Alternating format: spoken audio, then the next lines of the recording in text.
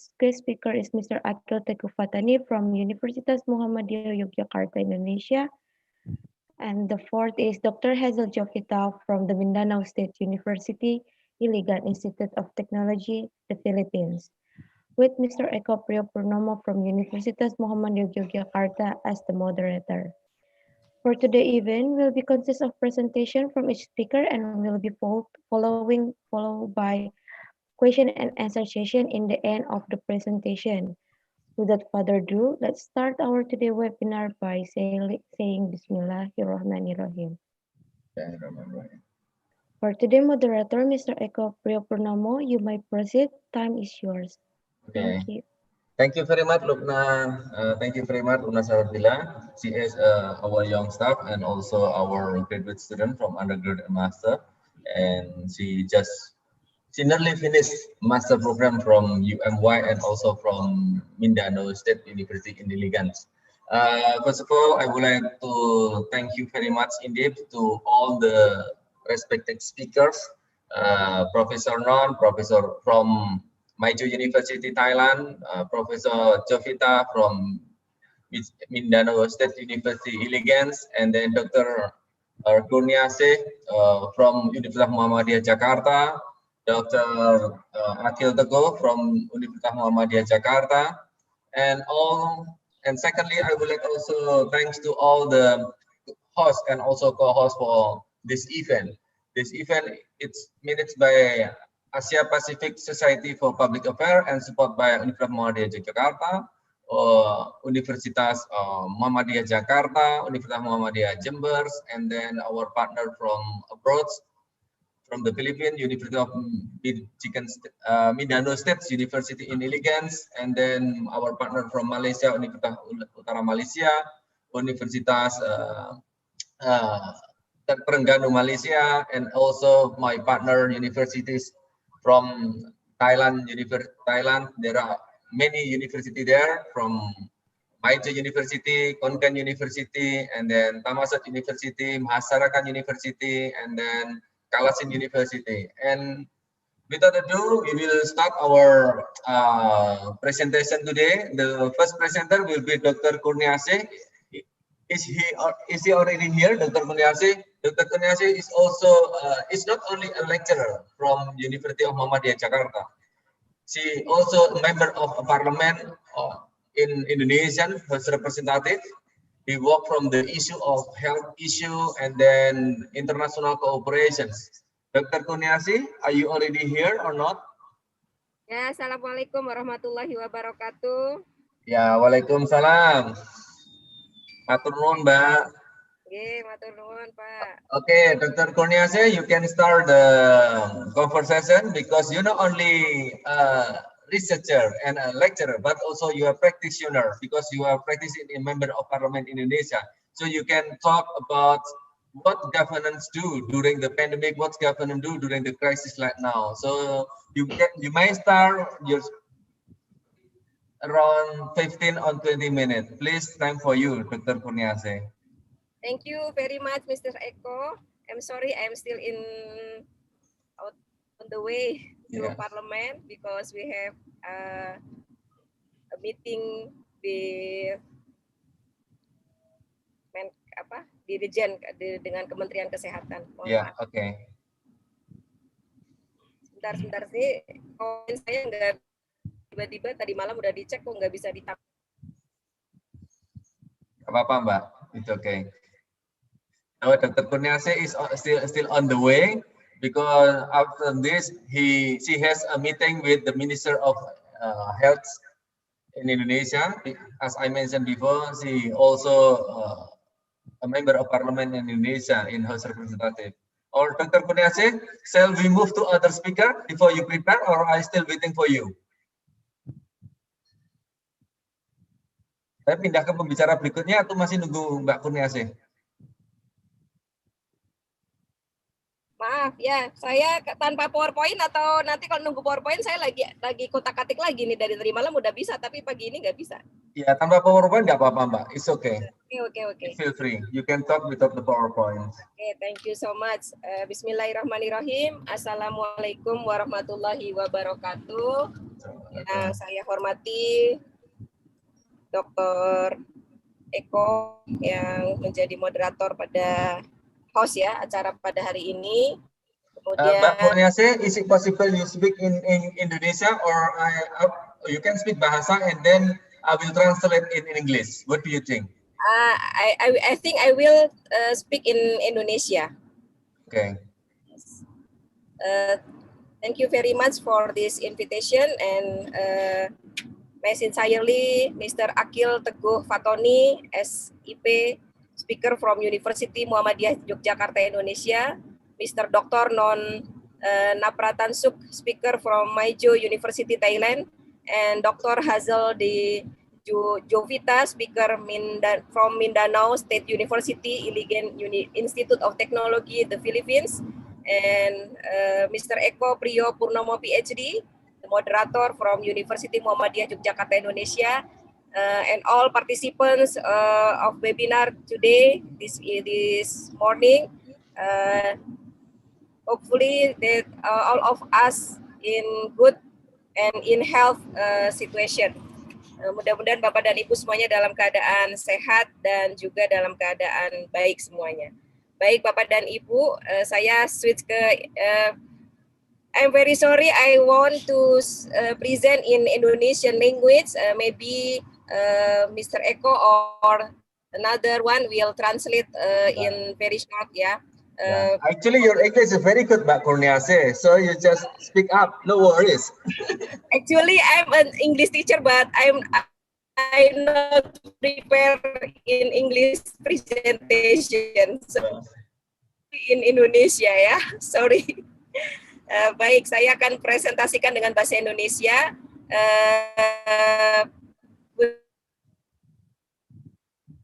Forgive me ya, I want to present in Indonesian language. Hormati, kita akan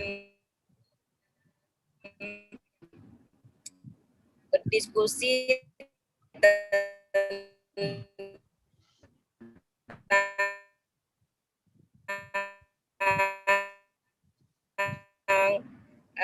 Indonesia, in Indonesia.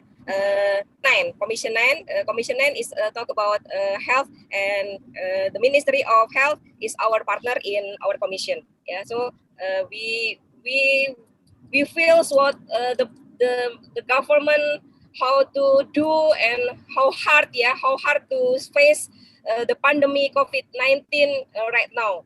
Yeah, many policies has been created already by our government, but actually in the fact that we are still in very hard pandemic COVID-19.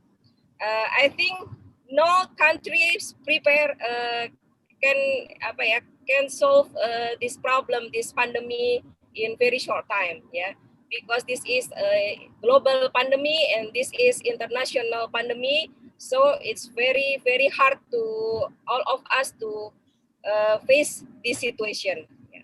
Nah, COVID-19 ya, saya combine aja ya Pak Eko. Jadi ya, terima kasih banyak. Saya kebetulan berada di Komisi 9 yang membidangi penanganan COVID-19 ya, karena membidangi dunia kesehatan.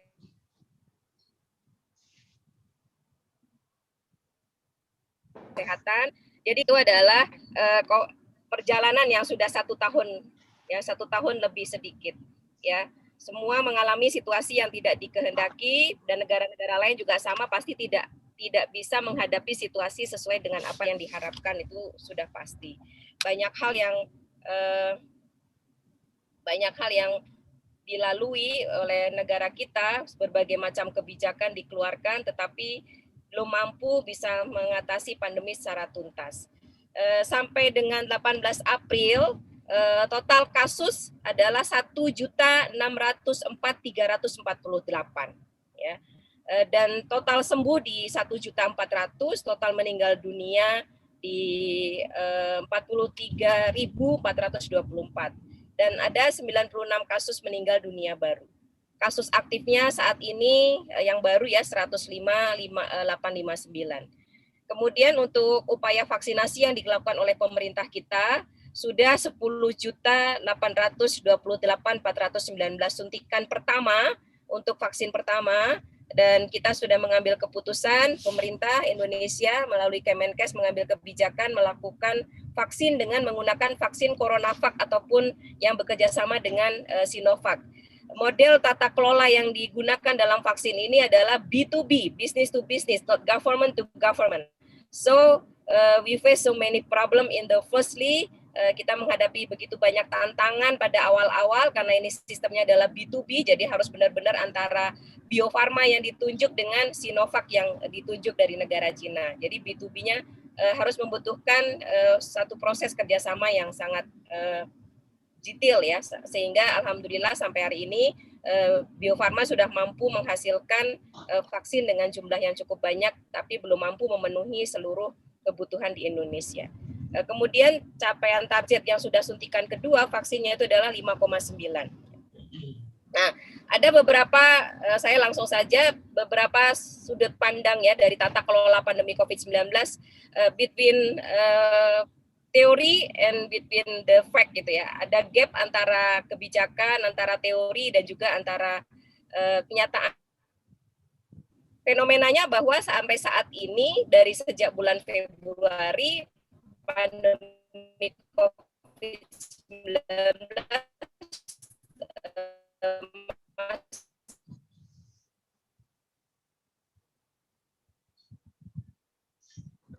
terus berada, sudah menyatakan begitu, sudah mengeluarkan begitu banyak policy, kebijakan-kebijakan ya, supaya ada upaya untuk bisa menekan angka penularan COVID-19.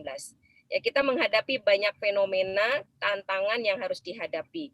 Ya, banyak negara sudah melakukan pembatasan kedatangan pada saat itu dan kita juga sama, tapi kemudian kita tidak bisa menutup secara tegas. Akhirnya saat ini yang diberlakukan kebijakannya adalah melakukan prosedur karantina, ya, melakukan kebijakan karantina yang itu dikeluarkan melalui surat edaran dari BNPB untuk kedatangan WNI maupun WNA melakukan karantina dan melakukan PCR beberapa kali, memastikan bahwa semua orang yang masuk ke Indonesia itu dalam keadaan negatif COVID-19. Itu beberapa upaya yang dilakukan. Kemudian upaya untuk melakukan kebijakan untuk melakukan pelayanan yang dibiayai oleh government ya. So everybody, all patient of COVID-19 support by government. Supported by government. 100% ya di support oleh pemerintah, dan ini kita mengapresiasi apa yang dilakukan oleh pemerintah bahwa semua pasien dari COVID-19 ini dibiayai oleh Kemenkes. Begitu juga dengan obat-obatan dan juga banyak hal yang sudah disupport. Yang ketiga, kebijakan yang dilakukan itu adalah kebijakan vaksinasi. Nah, vaksinasi ini tadi yang sudah saya sampaikan, bahwa vaksinasi ini sudah menembus di angka 5 juta sekian untuk vaksin yang kedua.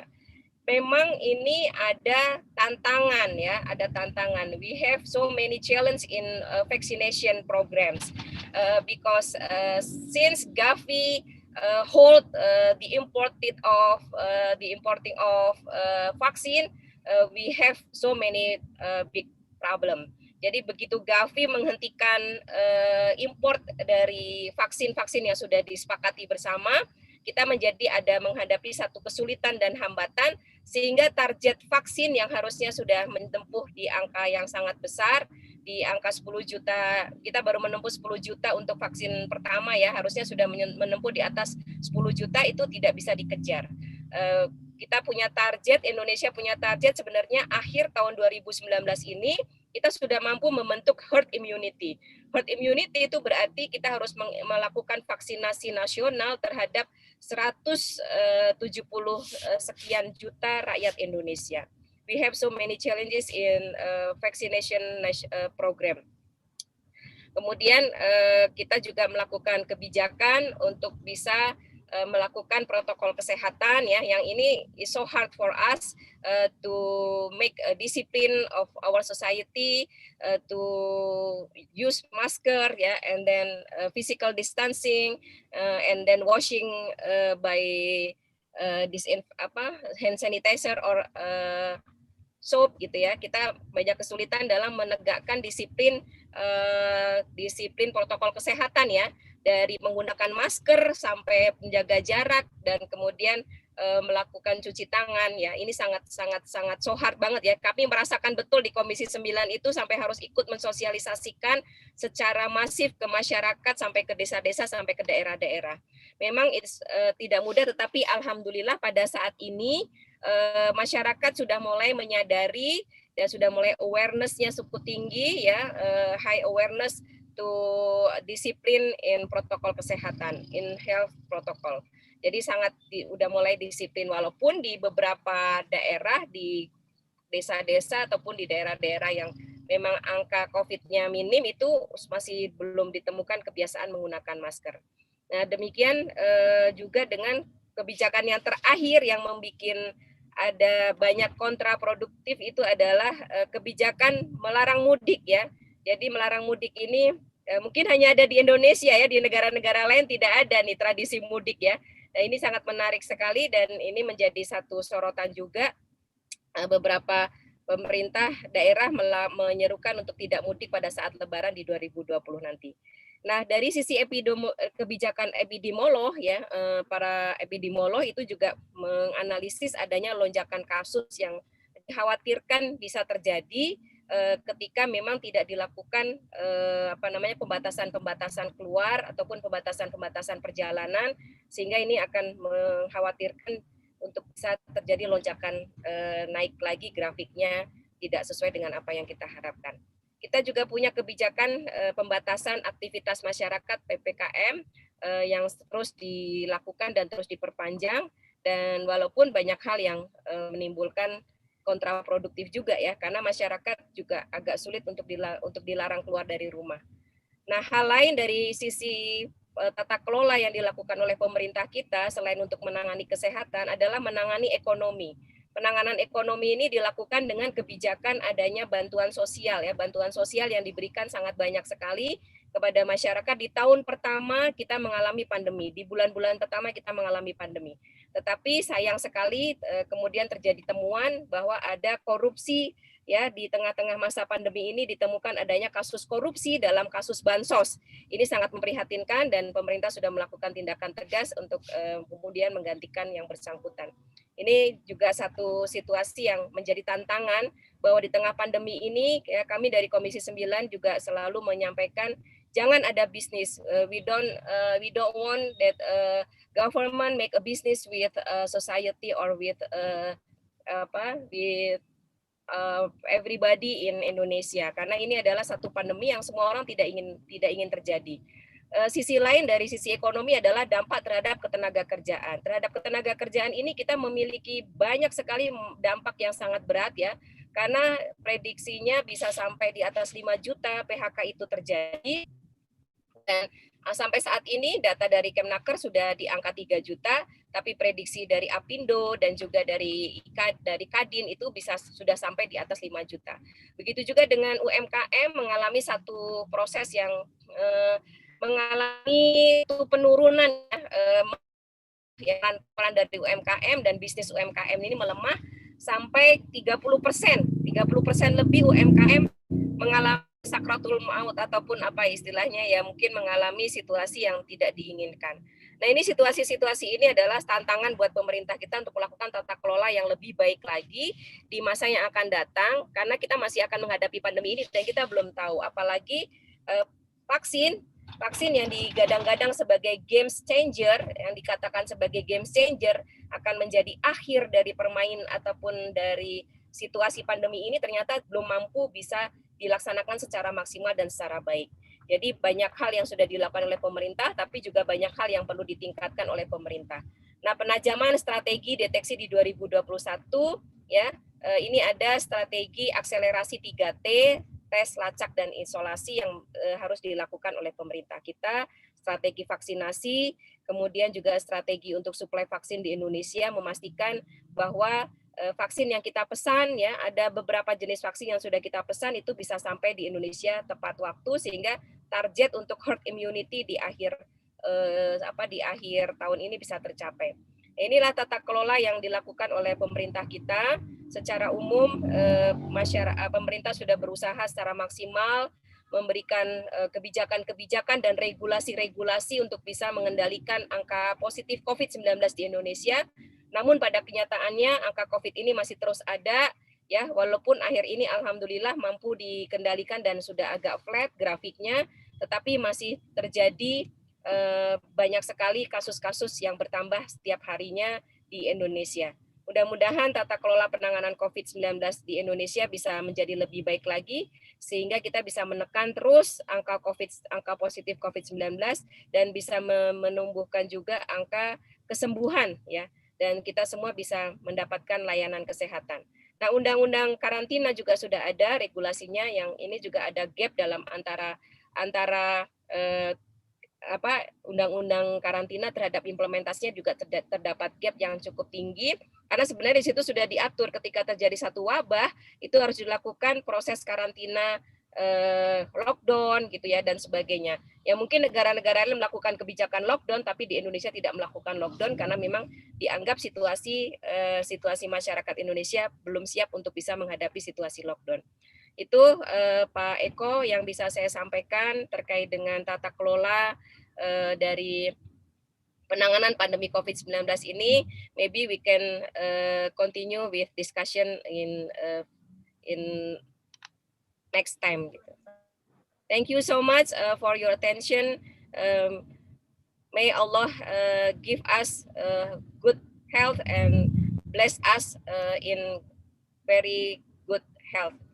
Mudah-mudahan Allah memberkahi kita dan kita diberikan kesehatan yang terbaik dari Allah Subhanahu wa taala. Terima kasih banyak. Mungkin nanti kita bisa lanjutkan dengan diskusi Pak Eko. Saya kembalikan kepada Pak Eko. Thank you so much for everybody. Appreciate of your participation. Yeah. May we can share any discussion and any ideas or any regulation in our country, Indonesia. Thank you so much. Assalamualaikum warahmatullahi wabarakatuh. Good morning. Waalaikumsalam warahmatullahi wabarakatuh. Thank you very much, Dr. Kurniasih, and welcome as well some of our speaker that will speak next 2 weeks. Dr. Pim Lipkit from Kalasan University and our Professor Dr. Retno and some of other participants. There are a few things that we can learn from Dr. Kurniasih that already explained a very good example about what the government, Indonesian government already done so far. The first one, we already established a vaccination because Indonesian government create B2B cooperation.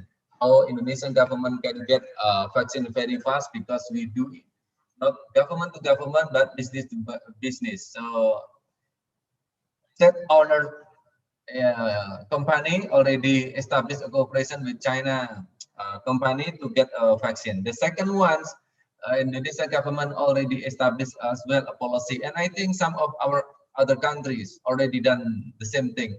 Put the quarantine on those people who just travel abroad.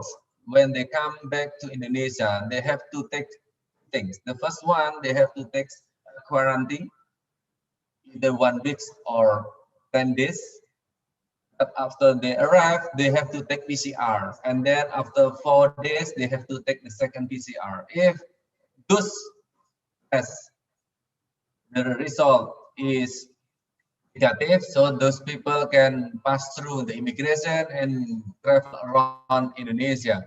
This is the second policy. The third policy is about for the patient, for all the patients who already got COVID. So the government of Indonesia will give a free treatment for and also free medicine. And the next one is about the policy for the vaccination. The vaccination in Indonesia is also free for all the people. The first priority first is for the public officer, especially for the medical doctor and the nurse and something like that. The second one, the priority is for elderly, because it's very fragile people, it's elderly and also public officer. The next policy that the Indonesian government already done is about, in Thailand, we know about Songkla. In the Philippines, we know about Christmas. When there is Songkla, when there is a Christmas, all the people from other city will come and visit and do a family gathering. In Indonesia, we will do this here, that we call it Idul Fitri, that we call Mudiks. So for those people who live in Jakarta, Surabaya, or other province and other islands, they can come and visit other islands. And Indonesia government already established that people cannot do that. They have to stay in their own city because it can eliminate the spread out of COVID-19. However, in my opinion, I think it's so debatable if the policy can really minimize the COVID-19 or not, because last year we already done, but the COVID-19 still spread out. And I think we can learn how we can learn about this policy as well from Thailand. So the next speaker will be Dr. Non. Dr. Non is a lecturer from Maijo University in Chiang Mai. Very good place. I think I already visited this place 3 times, and I always with Dr. Non. And Dr. Non also is a vice dean on international affairs and cooperation. Dr. Non, so it's time for you to explain about government policy during the COVID-19 pandemic and crisis. Dr. Non, it's time for you now. Okay, thank you very much for everyone to let me join this program. So I try the best to explain what happened in Thailand, especially in my case, I'm studying in Chiang Mai. So this is my hometown. So let me share my opinion to the world. Okay. Let me start this way. I'm gonna keep talking. So what I'm gonna do, I'm gonna explain about the Thai governments, especially the central and local one, and also that we need a framework that to evaluate what's going on. So I use the good governance to be a framework to analyze it. So my point is to aim of the study in this my paper is about to analyze and take a look the good governance experience on a local Thai government COVID-19. So I will use about 10 to 15 minutes to explain what happened. Okay. My overview is I will talk about introductions a little bit, and then talk about methodology to the study. Then in the beginning, what happens in Thailand back in last year, and then moderate the situations, what's going on currently. And also that we shift to the Thai political system. I would like to explain the political system, especially the government in Thailand, how it looks like and how it's impact between central and local government. So the next one is a good governance and the case study in Chiang Mai, especially for 2 places. And the final is be a conclusions for my study. Okay, so first of all, we can see that the widespread of COVID-19 is it's pandemic around the world quite very quickly. And also the situations obviously require all states to prepare the best strategies for dealing with this pandemic. Well, if you take a look in Southeast Asia itself, it's quite a variety of different policies are taken by the government, especially the central government. Well, for instance, in Thailand, we can see that will focus on the central government, what they did, and on the policy, and also that they are administrative. And also that I will go to focus on the local government. The case study took place in Chiang Mai, in my provinces, in 2 organizations. So my methodology to study to analysis. This study will use the qualitative study method. The study was selected in Chiang Mai, Thailand, my hometown. The case took on the provincial level and also the sub-district level. So I will explain to you about Thailand, the political system, and then you will understand what happens. So in this context, the strategies of the local government in Thailand for coping with the COVID-19 will be assessed by the good governance indicators.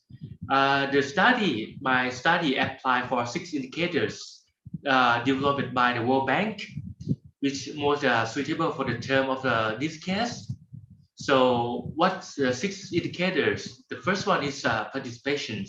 Second one is fairness. The third one is accountability. The fourth one is transparency.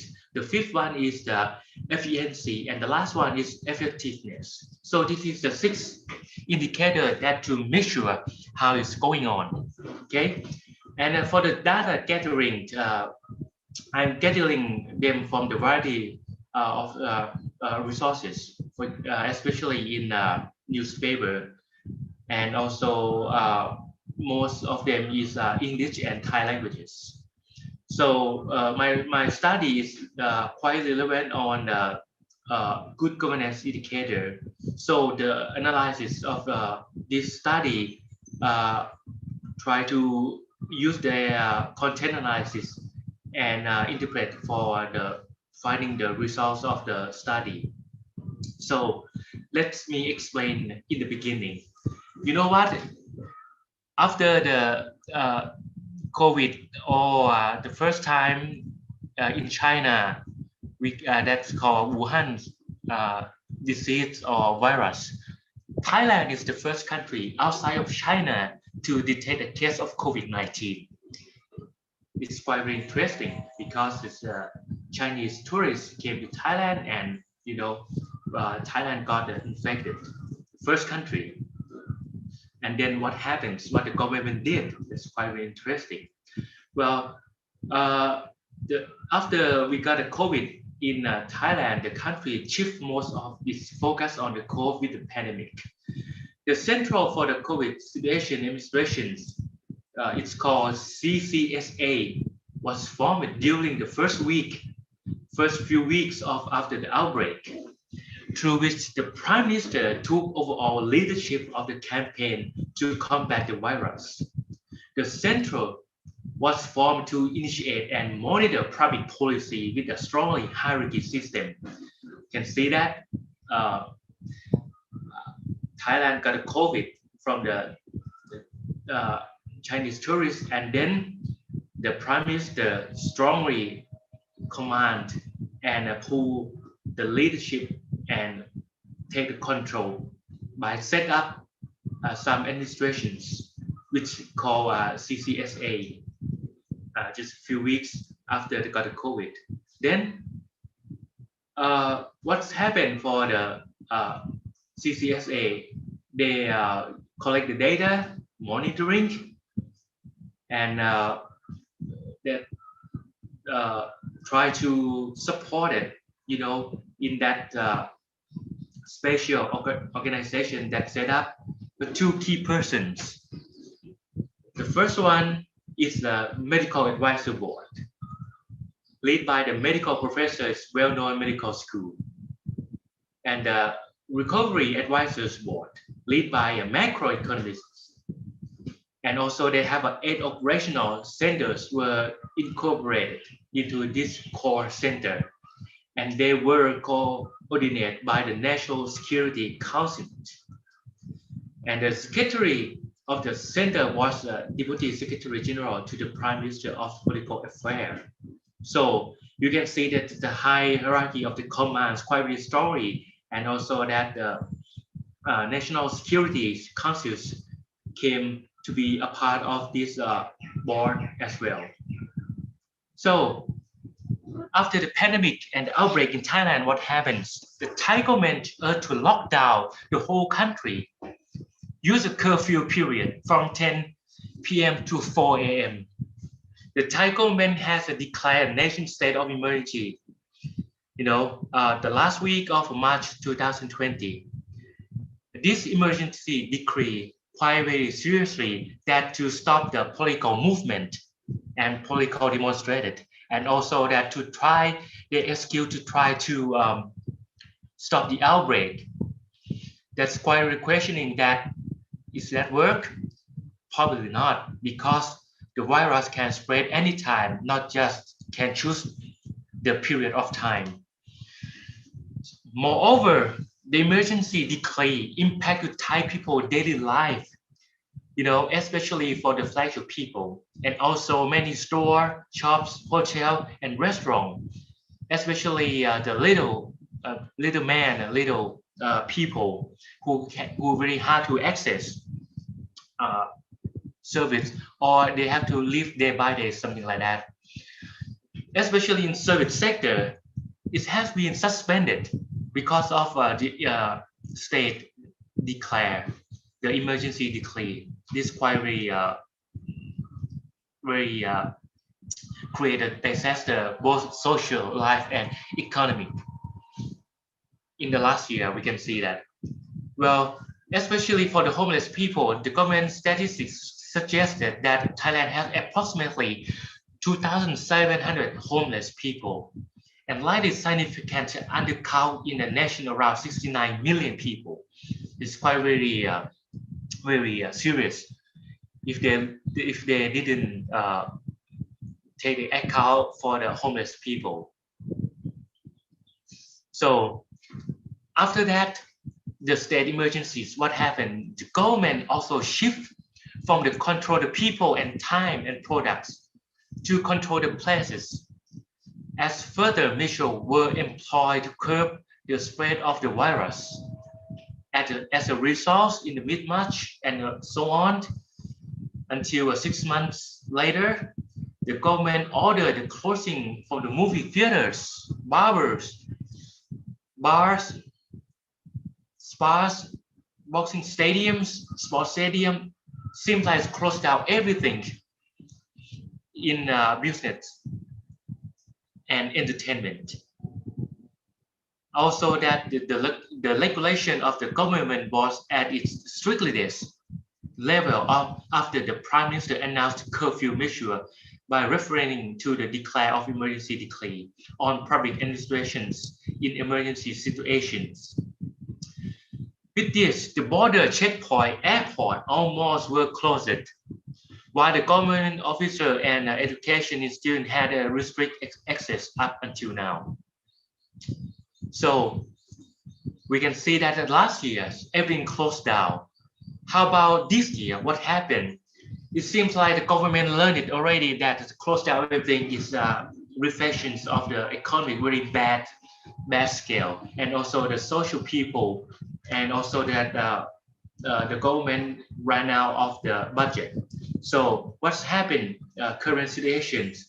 Even though right now we have a new third wave, we call the third wave of the pandemic outbreak in Thailand. So the government, they learned it from the last year. They didn't have a curfew. They didn't try to control because they're running out of budget to support the fragile people and homeless people. So from last year, the government learned that close down is not the best choice for social and economy. So they ease to have a limited time to close down. For example, shop malls that they have to close earlier and try to use the social distancing and also a new normal life. For example, you have to wear masks, you have to use gel, alcohol to, and also that to protect and prevent from infections of COVID-19. However, let's take a rest here first and then take a look about Thai political system. So what happens Thai political system? To understand the central government and local government, how they relation each other. So according to the Public Administration Act in 1991, was promulgated, which laid down the new administration structure, which are central, province, and local administration. So you can see that we have a three structure. There are three basic levels of public administration in Thailand: central, provincial, and local administrations. Okay, the central administrations consist of ministries. The provincial administrations comes under the concept of decentralizing, which means that the central government delegates some of its power and authority to its officers who work in provinces and districts. And the provincial administrations consists of provinces, district, minor district, and sub-district, or in Thailand we call tambon and villages.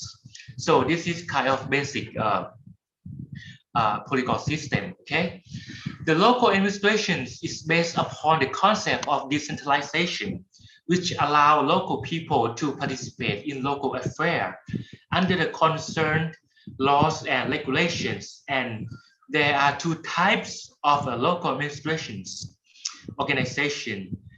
And the first one is the general type, composed of provincial administrations organizations, municipalities, and sub-district administration organization. And the special type is consists of Bangkok Metropolitan Administration and the city of Pattaya, because the governor, the people, they can choose it. But in general, the provincial, they direct order from the central government. So this is a political system in Thailand. So you can see that how its relations and how it's work. So the concept, move to the concept of the good governance. Like I said before, in the earlier, we have the 6 indicators in good governance: the participation, fairness, accountability, transparency, and efficiency, effectiveness. So the 6 indicators took place in these cases in Chiang Mai to provincial and sub-district organizations. And let's see how it's going on. When we take a look at good governance in participation, we can see that after the state of emergency, the government announced it. We can see that the villagers in Champua sub-district, we call TOA Tambon, or quite very small one, for the participations, they come together, gathering together to make a mass and give out for free to the other members in their community. And also that the mass will be handed out to people who need them in community. Moreover, on the upper level, the provincial level, what they do, the Chiang Mai provincial administrative organizations, they have been band together to distribute to the people, provide food, and give them a lunch box for public. So you can see that after the emergency decree, it's quite very hard to provincial level and also sub-district level can help their community and their provincial. Why? Because the central government have authority to control everything. So it's quite very hard for them to get a budget and to help their local. It's quite hard because they have a different context. So let's move on to the fairness indicator. Since the central government in Thailand declared the emergency decree, it's completely turned a local government unfairness to mitigate the pandemic for their local community. The limited of the power and budget to help and support local community in pandemic time were less and shortage, especially for the fragile people, and also homeless people. They don't have a house, so the government have an emergency decree. If you come out from your residence, the police can catch you and take you to the court. It's not quite fair for the homeless people or fragile people. You can see that. So how about the accountability? you can see that the local government start to be close the small road and then set up a checkpoint, which was integrate a local government officer and villages health volunteer to monitor and prevent outsider into the community. This credit must be honored to their villages health volunteers. The villages health volunteer network was set up in 1977 after the Prime Minister of the Health partnered with the Japanese government to develop the primary health care system in all regional nationwide. So it means that the key man to stop the pandemic and outbreak in Thailand is local government and health volunteer, not rather than the central government. And also the transparencies, we can see that provincial administrative organizations, municipality and Tambon administrative organizations provide set up center of the public information to report distributions, update news demonstrated their activities and expenditures in COVID-19 pandemic, especially publicized on their website and local news, something like that. So we can see that local people, they get information, they get the update news from what? From the provincials and also from the local news rather than the central government. And the efficiencies, we take a look at the governor of Chiang Mai, along with the various authorities, visit 3 checkpoints on the 3 majority roads in Chiang Mai, as well as in sub-district as well. The villages healthcare were cooperated to block the local road. Moreover, the volunteers at each checkpoint are taking the body temperature and travel histories to take a look at the timeline of the people entering their community, as well as handing out the surgical mask, face shield, and hand wash gel. So we can see that the local government try to exercise their authority and their power, and also cooperation with local people that try to make their community safer rather than waiting for the central government. And the last one is effectively. So we can see that villager health volunteers, preparedness and solid operations, as well as their close cooperation with the district health promotions, hospital and local official. So at this point, we can see that local people, local community, they're gathering together and help each other to check up what's going on in their community and cooperate with the sub-district officer. So it's quite clear that in my conclusion, it's quite clear that in Thailand case, only the local government could not cope with the pandemic, but cooperation between Thailand villagers, health volunteers, and local government were the best operation to stop the COVID outbreak because they know their community, they understand the context, right? Moreover, the most foremost hinder in Thailand was the central government that centralized authority. Thai government state the emergency decree was the main hinder for the local government management and administrative. Furthermore, in Thailand case, it is a highly central and non-democratic political system. The local government will struggle and try to cope with the COVID-19 in the right way already of the good government, try and try the best to help out their community, even though they had a limited authority and willing to support the community.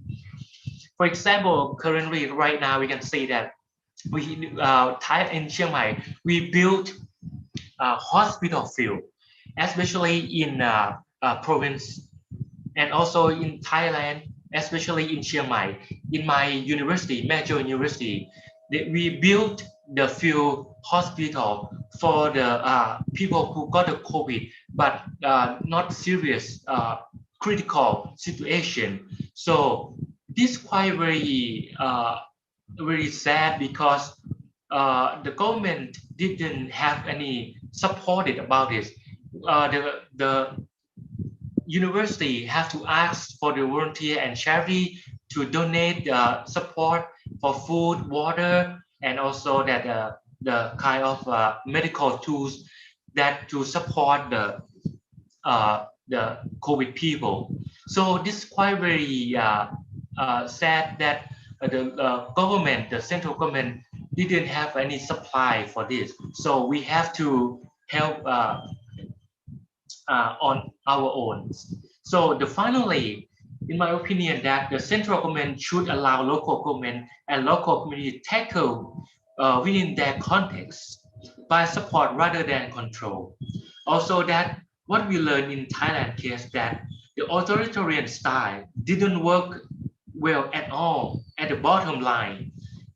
And the potential of the local government and local communities could mitigate the pandemic situations. So at this point, you can see that the current situation, the government try to give the governor power to make decisions what is good for their provinces and their community. So this is my conclusion that if you want the COVID-19 breakout mitigate or try to control it, handle it, you need to let local government take actions, lead it, rather than the central government.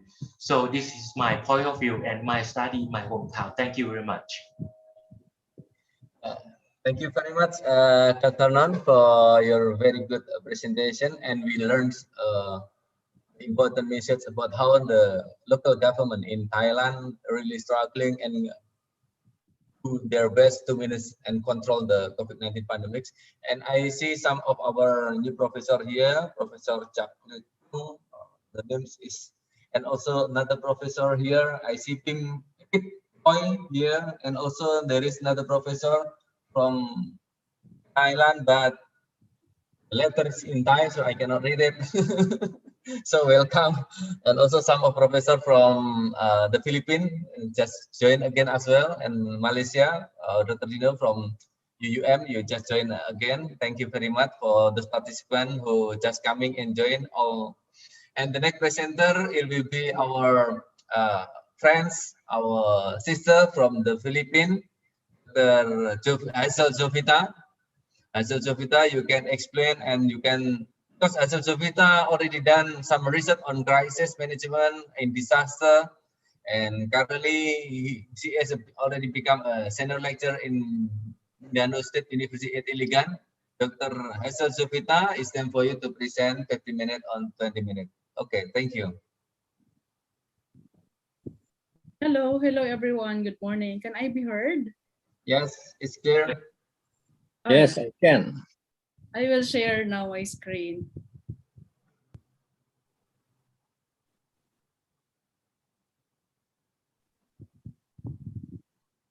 Okay.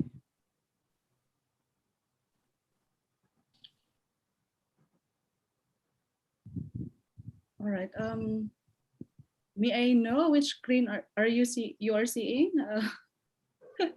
I'm trying to close all the windows. No, I see your PowerPoint, Hazel. Okay, so yeah, I see it. All right. It's I see your full PowerPoint now. All right. So everyone, good morning. Before I begin, I'd like to acknowledge the organizers led by Sir Eco Perdomo. Sir, thank you very much for this event. It's been very productive, and to my co-presenters, co-panelists, Prof. Non, and the one earlier, I'm very delighted to be part of the panel, as the engagement and the discussion so far has been really dynamic, and it's very enlightening to understand and to know that we are all in this together, that my country is not the only one that is suffering, because I'm not really actually happy that all of us are suffering, but you know, it feels a little bit good that somehow we understand each other, and then you know we can have these discussions, and hopefully we can move forward together as a society. And so this morning, I will be sharing my thoughts on this particular topic. This is the 4th International Seminar Series on Governance Issues in Pandemic and Disaster Crisis. And this morning, I will be discussing disaster governance and pandemic responsive mechanisms and adaptive capacities. Okay. For a while, I cannot seem to press on the next slide. Press from your computer. Okay. Yes. How about this one? Yeah, we can see it. Okay, so I think I will not just have to play the entire slide. Yep. So again, for this morning's talk, I will. This is the outline. I will be discussing briefly disaster governance, vulnerable communities, and how significant is a discussion and the focus given to these communities, as well as institutional processes and structures and adaptive capacities. Along the lines of these discussions, I will be aligning my talk with the points raised by Prof. Non earlier about decentralized systems of governance mechanisms and some downside of and advantages of it. So for disaster governance, disasters are, again, a litmus test of governance. So with disasters, with crisis, with emergencies, we see how governments are performing, and we can see if are we having an effective leadership in disaster management or not. So in general, Demarose in 2017 defined governance in the context of crisis management in two things. So first, it's a government capacity to deliver services and manage crisis. And second, it's all about cross-sector collaboration and inter-organizational networks. Now, again, this is governance in the context of crisis management. Now, when we speak of collaborative governance, this means that we are bringing together multiple organizations to solve problems that extend beyond the capacity of any single organization. And generally, it engages people in order to carry out a public purpose that could not be accomplished otherwise by a single entity or organization.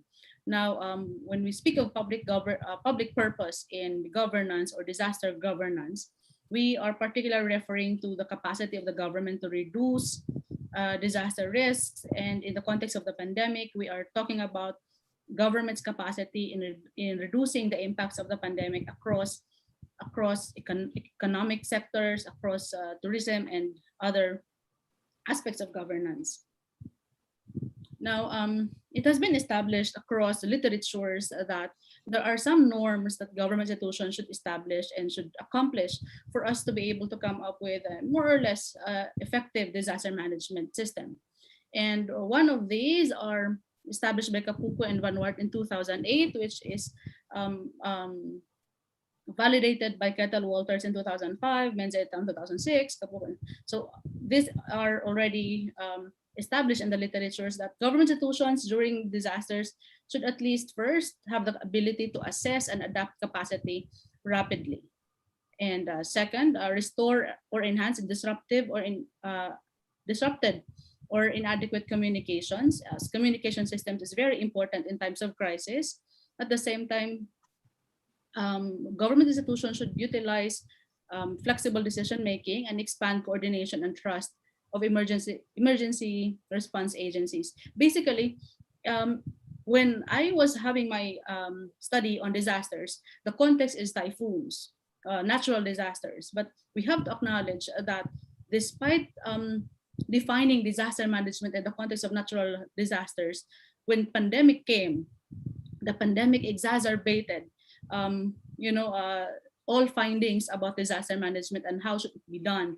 And the pandemic exposed a lot of realities in our social and political institutions that are not all favorable to us. So the pandemic opened our eyes that there has to be something more about what is existing. And it's like we are being forced to examine, evaluate our systems, our processes, because some of them were not working at the very beginning. I'd like to believe that until today, countries in Southeast Asia, we are still more or less struggling in finding ways of how to effectively handle the impacts of the pandemic, especially the Philippines. Now, I think all of us will agree that at the onset of a crisis, a timely response is very effective, or is of the essence, because it brings us the importance of containing a crisis, or allowing it to spill over and completely overwhelm public organizations' ability and resources to function effectively. And apparently, I'd like to believe that not all countries were able to contain this crisis, which led to an overwhelming results later on after a few months since the first quarter of 2020. And maybe that's the reason why we are all having these kinds of talks today. Now, the pandemic, just like any other disasters, has revealed the vulnerabilities of communities, exposed the weaknesses of social and political institutions, and to a certain extent, it highlights adaptive capacities of societies. Meaning to say, there are also researches that looks into resilience and that has been built across societies with the pandemic. Now let's speak of vulnerable communities. Now, research established by various authors, particularly from the United Nations, disasters are defined as the presence of a hazard and vulnerable communities. I mean to say that if there are no vulnerable communities, mean to say there are no disasters or even crises. Now, the point of this of this particular topic is that disasters, crisis, emergencies, they do discriminate. I mean to say that the impacts of this crisis, the impacts of these emergencies vary, or at least different. The impacts are different across children, elderly, disabled, and in the impoverished and disenfranchised. I mean to say that the inequalities in the community, especially among the poor and the marginalized, they become more vulnerable in the times of pandemic. And our discussion should not only be on what the government is doing, but maybe because on how the government is addressing the impacts of poverty, or the impacts of pandemic among those who are poor in the community, because they are highly and widely affected by the pandemic. Now, along these lines, we are forced to look into how should it be done. So if the crisis is here, then what should be the best way of moving forward? And at the same time, how important are these steps or methods? So first and for all, there has to be effective communication, because that is a pillar among crisis governance. So if we are going to examine literatures, we can understand that the transparency among government institutions, especially political leaders, and relaying information across the public to a certain extent bears them fruitful rewards, because it ensures the public that there is effective crisis communications, that the government knows what they are doing, because the government is transparent on these efforts and this information. At the same time, a very important approach that has been highlighted with the pandemic is the whole of society approach, wherein citizens actively take part in containment measures, including social distancing, self-quarantine, and community support. Now, we all agree that nothing feels worse than not being part of the entire picture. And with the pandemic, that is all beyond us. We have to understand, where do we stand, what can we contribute, and what can we do better. And with the whole society of approach, mean to say that citizens are given the task, and it is being emphasized that we can do so much better and we can help a lot if we stay at home, and because that's how we do our share. But again, staying at home, observance of the quarantine protocols, that is easier if we are privileged. Again, we go back to vulnerable communities. How about the poor? How about those who do not have the capacity?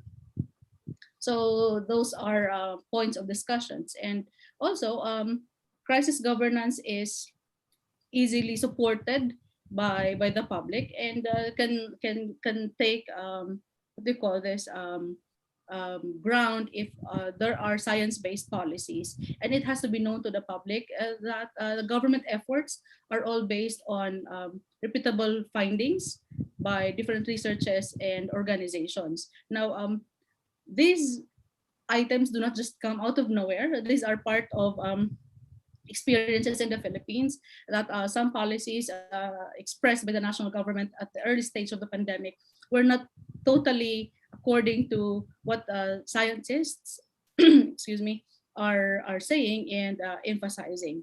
But let's move forward. Now, one of if we are going to look into adaptive governance strategies across different countries, we can observe that this goes along the lines of effective communication systems, whole society approach, and then scientific-based policies. And in the context of the Philippines, yes, we do have this strategies. There are community health and support systems that has been strengthened across different communities. And there were efforts to have a data-driven response, and that includes innovations in the delivery of public services. And then also there are efforts to protect the vulnerable communities, and the distribution of essential equipment, and then the prioritization of water sanitation and hygiene as one of the efforts of the national government.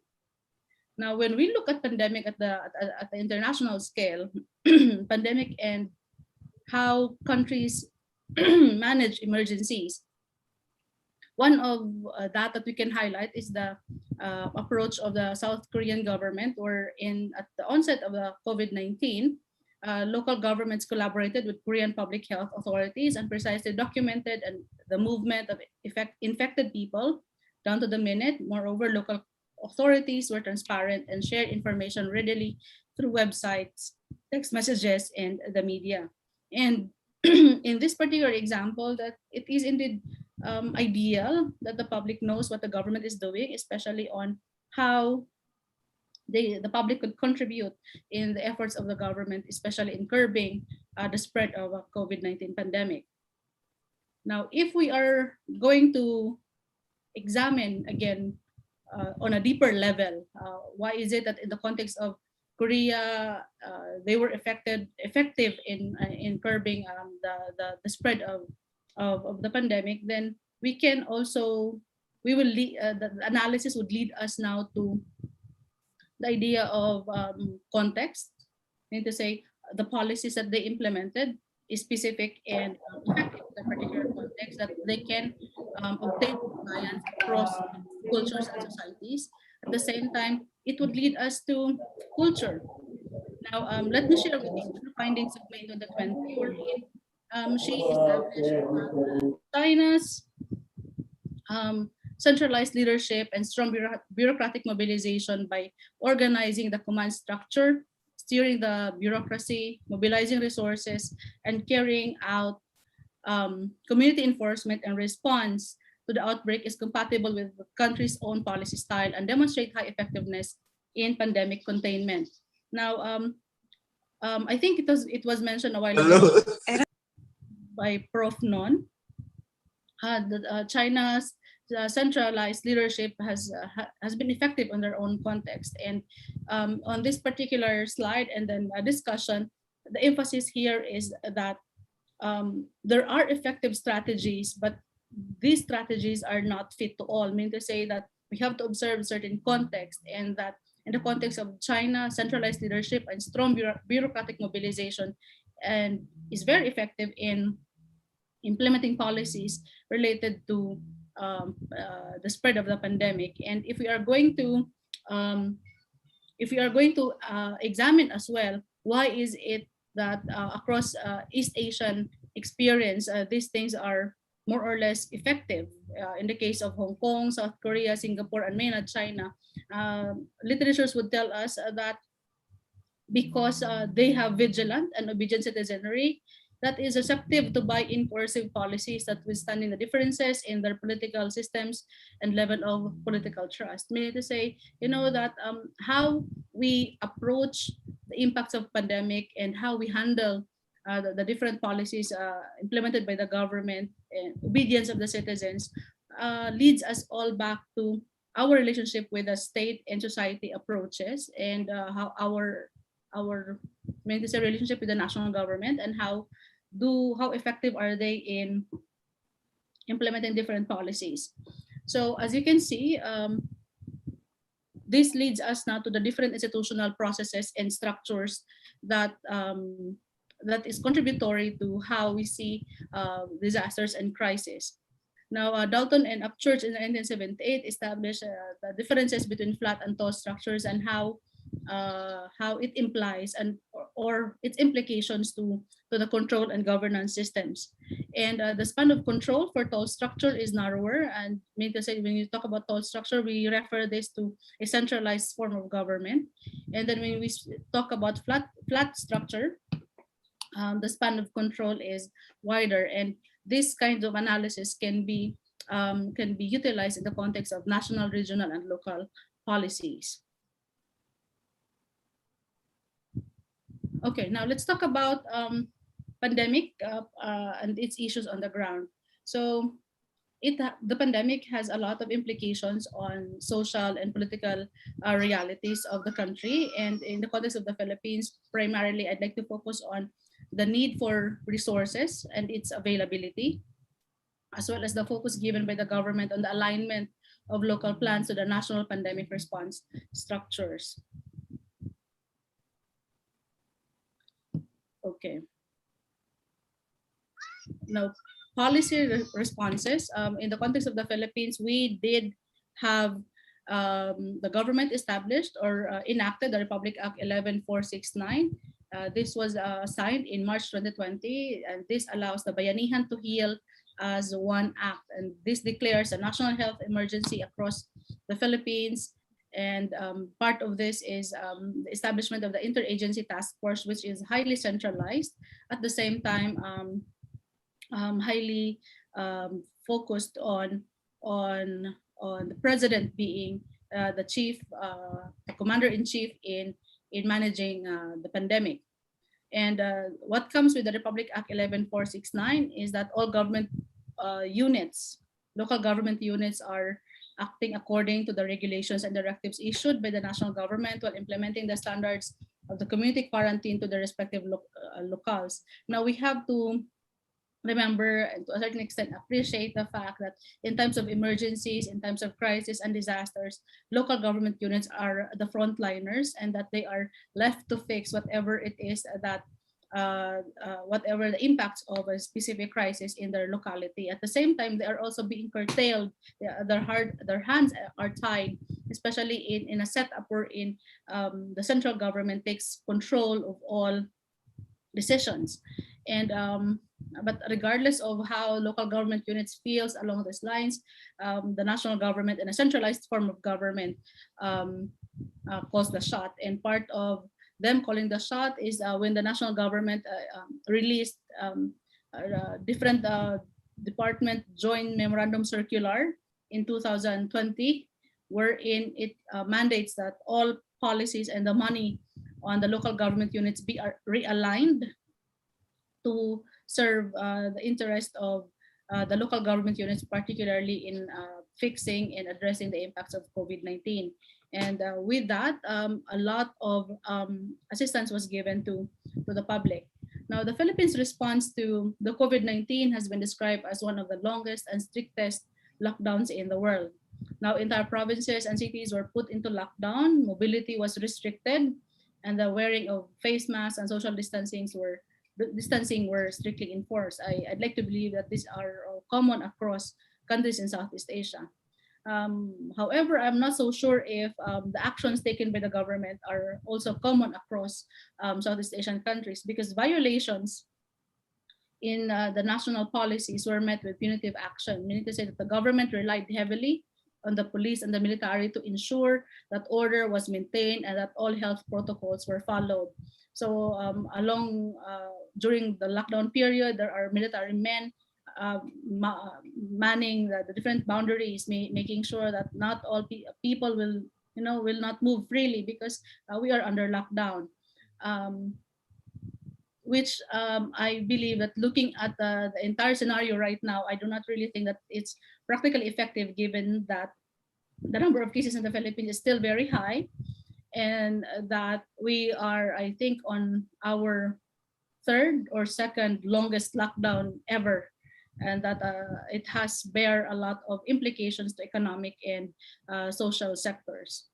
Now, if we are going to look into different social services, the government extended so much money to the Social Amelioration Program, which is the world's largest cash transfers in terms of the proportion of the population covered. And this Social Amelioration Program has been with the Philippines for the last, I think, 10 years roughly. And with the pandemic, the government was forced to loan more money from the World Bank for the government to compensate for workers' income losses due to the strict community lockdowns. Now, the SAP was more or less hailed for its scale and timeliness until the challenges and execution revealed the shortcomings of the delivery systems for effective and efficient implementation. Now, as we all know, that all policies are good until it is implemented or evaluated.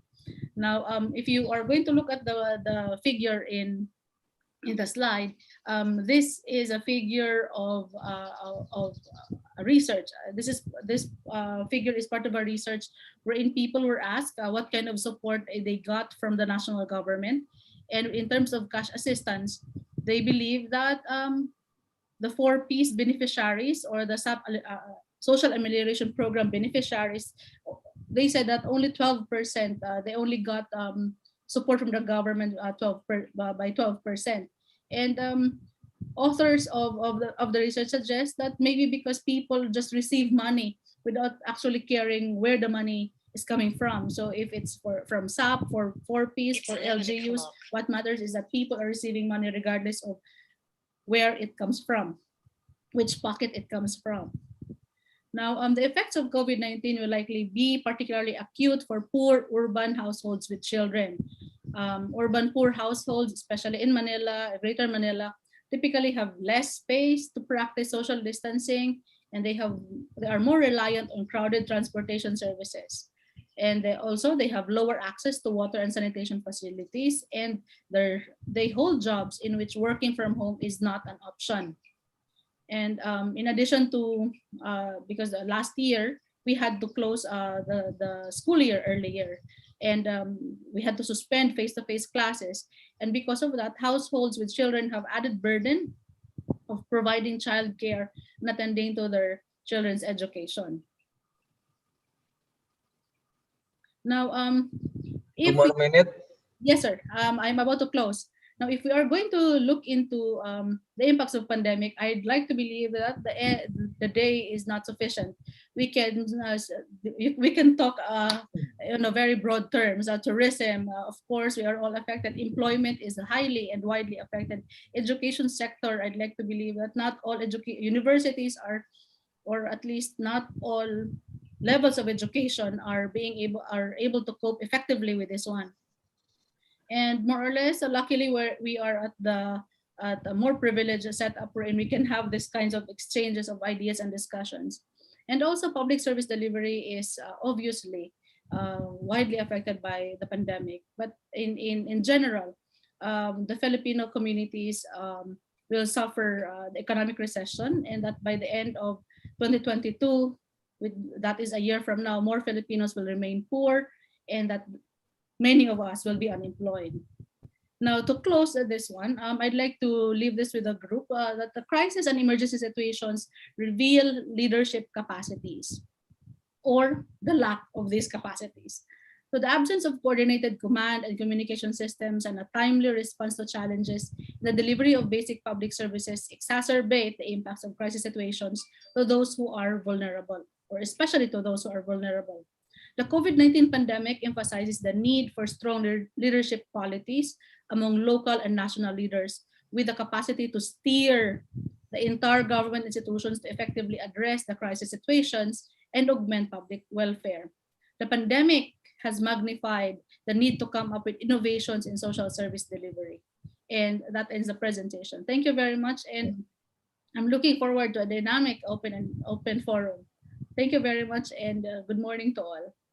Thank you very much, Jovita, who already give a very good example about how the Philippines deal with the pandemic COVID. And in the last sentences, she mentioned about if we're talking about the pandemics and also if we're talking about this crisis, we have to focus on the leadership capacity. And I think I do agree if we're talking about the collaborative government and crisis, we have to talk about the leadership and how the leadership can manage effectively all the stakeholders to deal with and manage this crisis. And we can discuss later. And I would like also to thanks some of the participants who just joined from Stikep Batang. I see here all my friends from Unicom Bandung. I see from Budi Dharma, from Universitas Muhammad UM Widya Mataram, and some of our university partner who already member of Asosiasi Dosen Ilmu Pemerintahan. Thank you very much for coming and joins.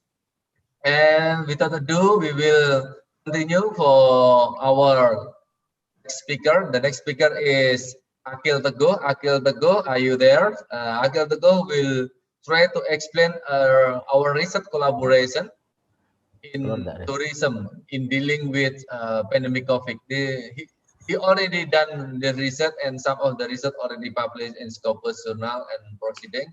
And it's time for Akil Teguh to explain to everyone about the research. Okay, Akil Teguh, for you. Okay, sir. Thank you very much, sir.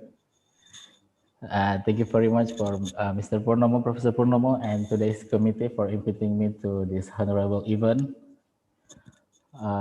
This is the first time for me to be one speaker in international discussion with an expert, with a lecturer from Thailand, Dr. Non, from Philippines, Dr. Hazel Jovita, and from Jakarta, Dr. Kurniasi as a Parliament of Indonesia and expert on health policy. Okay, sir, can I share my screen? Yes, you can do so.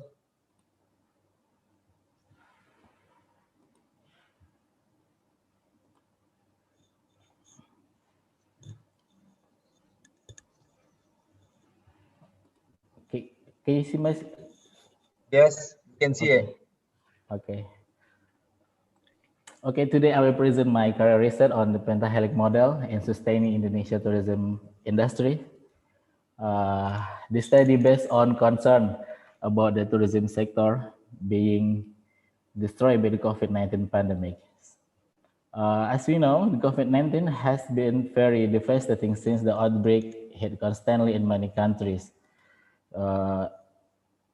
In many countries around the globe, it can be said the COVID-19 has put many sectors into vulnerable state, such as the tourism sectors. Tourism has a significant role in many countries in its relation to the government income.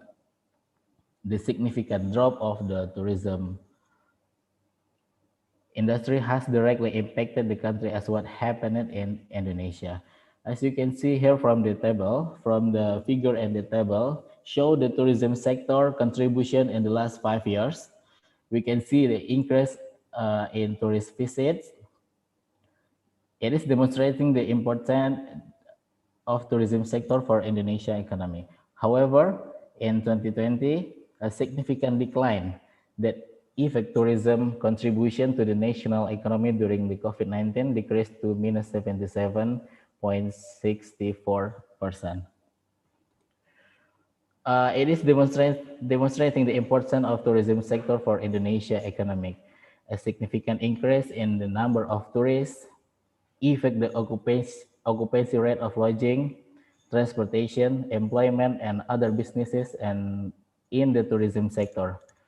Thus, the devastating condition happen in tourism sector industry has led us as a researcher to explore more about the Pentahelix model. So, in this research, we will analyze about how the impact COVID-19 on tourism sector, and then what is the role and contribution of the Pentahelix actors in collaborating and recovery and development of Indonesia tourism during the COVID-19 pandemic. And then, what is the Pentahelix? Pentahelix model is based on 5 types of stakeholders: academic, business, society, media, and government. Pentahelix is used for multi-stakeholders problem. Pentahelix is used for multi-stakeholder problem area where stakeholder represent multiple interests in a problem. Generally, the pentahelic concept tends to be used to see developments in the export-import industry activity. The more time goes by, the pentahelix collaboration concept increasingly shift to the other industries such as the tourism industry.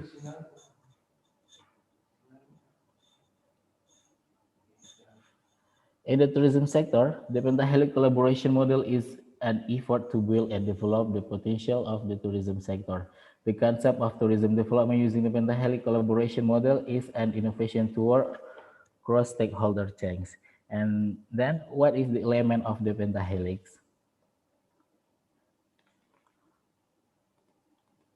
The pentahelic collaboration uses the urban common paradigm, which prioritizes the involvement and participation of local communities to facilitate adaptation and interaction to carry out development for an area. From the scheme, which refers to an anticipatory and change-oriented society. Proactive citizenship is also defined as an act of community responsibility in maintaining ecosystem and life. By using the proactive citizenship, by using proactive response and governance and complex collaboration concept bottom-up elements, all actors in Pentahelic can carry out their respective contribution and roles to the fullest. Therefore, this research was conducted using the pentahelix model because it's very suitable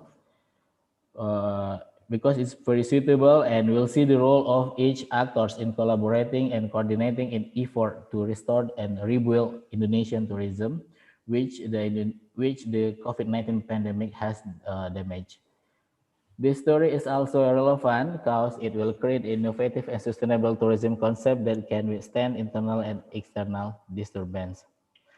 Before that, I will explain about the literature review. To analyze after the introduction, we will analyze the literature review. I have done a literature review analysis by gathering multiple journal articles and other supplementary files. A statistic analysis was conducted by using the first viewer to see how the other researcher has been working in analyzing the impact of COVID-19. It was found COVID-19 has significantly affecting Forman's area in tourism sectors. So it's like number of tourists, accommodation like hotel, transportation, and also employment. Further, based on the literature, it's finally described that by using pentahelix model, government will be able to aim for goal sustainability, resilience, innovation, and response comprehension. Next, in research method. In this research method, researchers use several steps to collect data and analyze data. To review the literature, we use the post viewer. We use the Scopus database to obtain relevant literature in the study, and then filter to get the literature that match the research them. The literature is then processed using the post viewer software to find dominant them and them that have been studied before.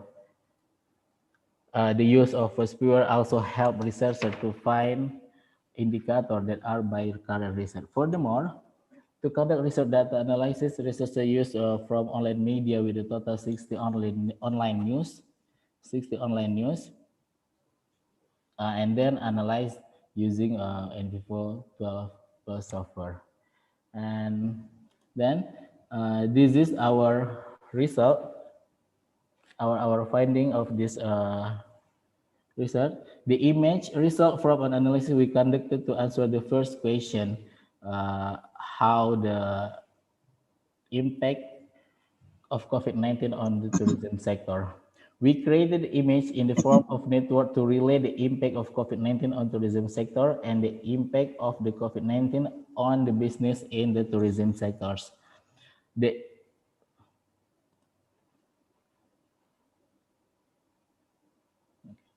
impact of COVID-19 on the tourism sector is very large, 0.86. We also break down this figure for all activity and businesses in the tourism sectors. We detail the impact of the COVID-19 on the tourism sector in 8 aspects. Impact on tourists, 0.85. Impact on place to stay, 0.75. Impact on entertainment or entertainment holiday, 0.72. Travel agent, 0.74. Transportation, 0.80. And labor, 0.78. From this finding, we see that the impact of COVID-19 has resulted in significant decrease in the number of tourists. This dramatically affects transportation, occupational lodging, employment, entertainment or entertainment activities, travel services, and others.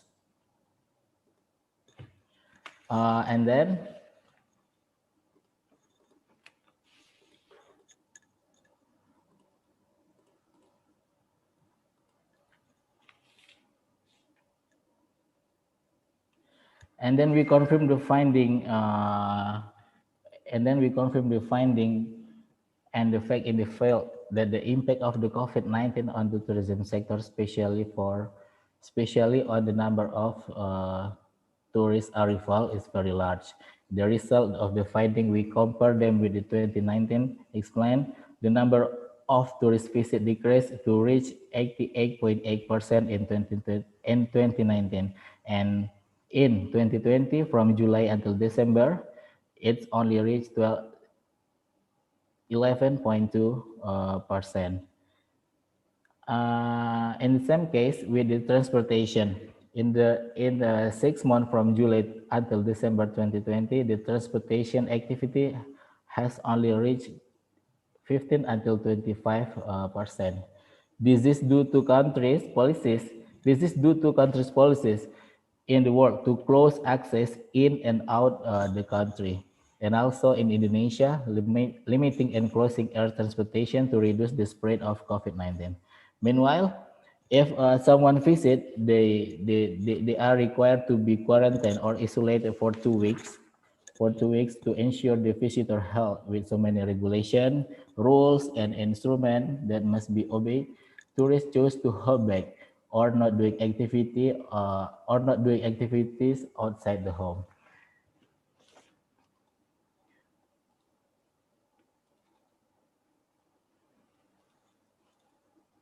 And then the decline in tourist area has made the authorities try to survive in the pandemic. It can be seen immediately that was increase in temporary termination atau pemberhentian sementara, reaching 73.2%, but in the permanent termination reaching 54.6%.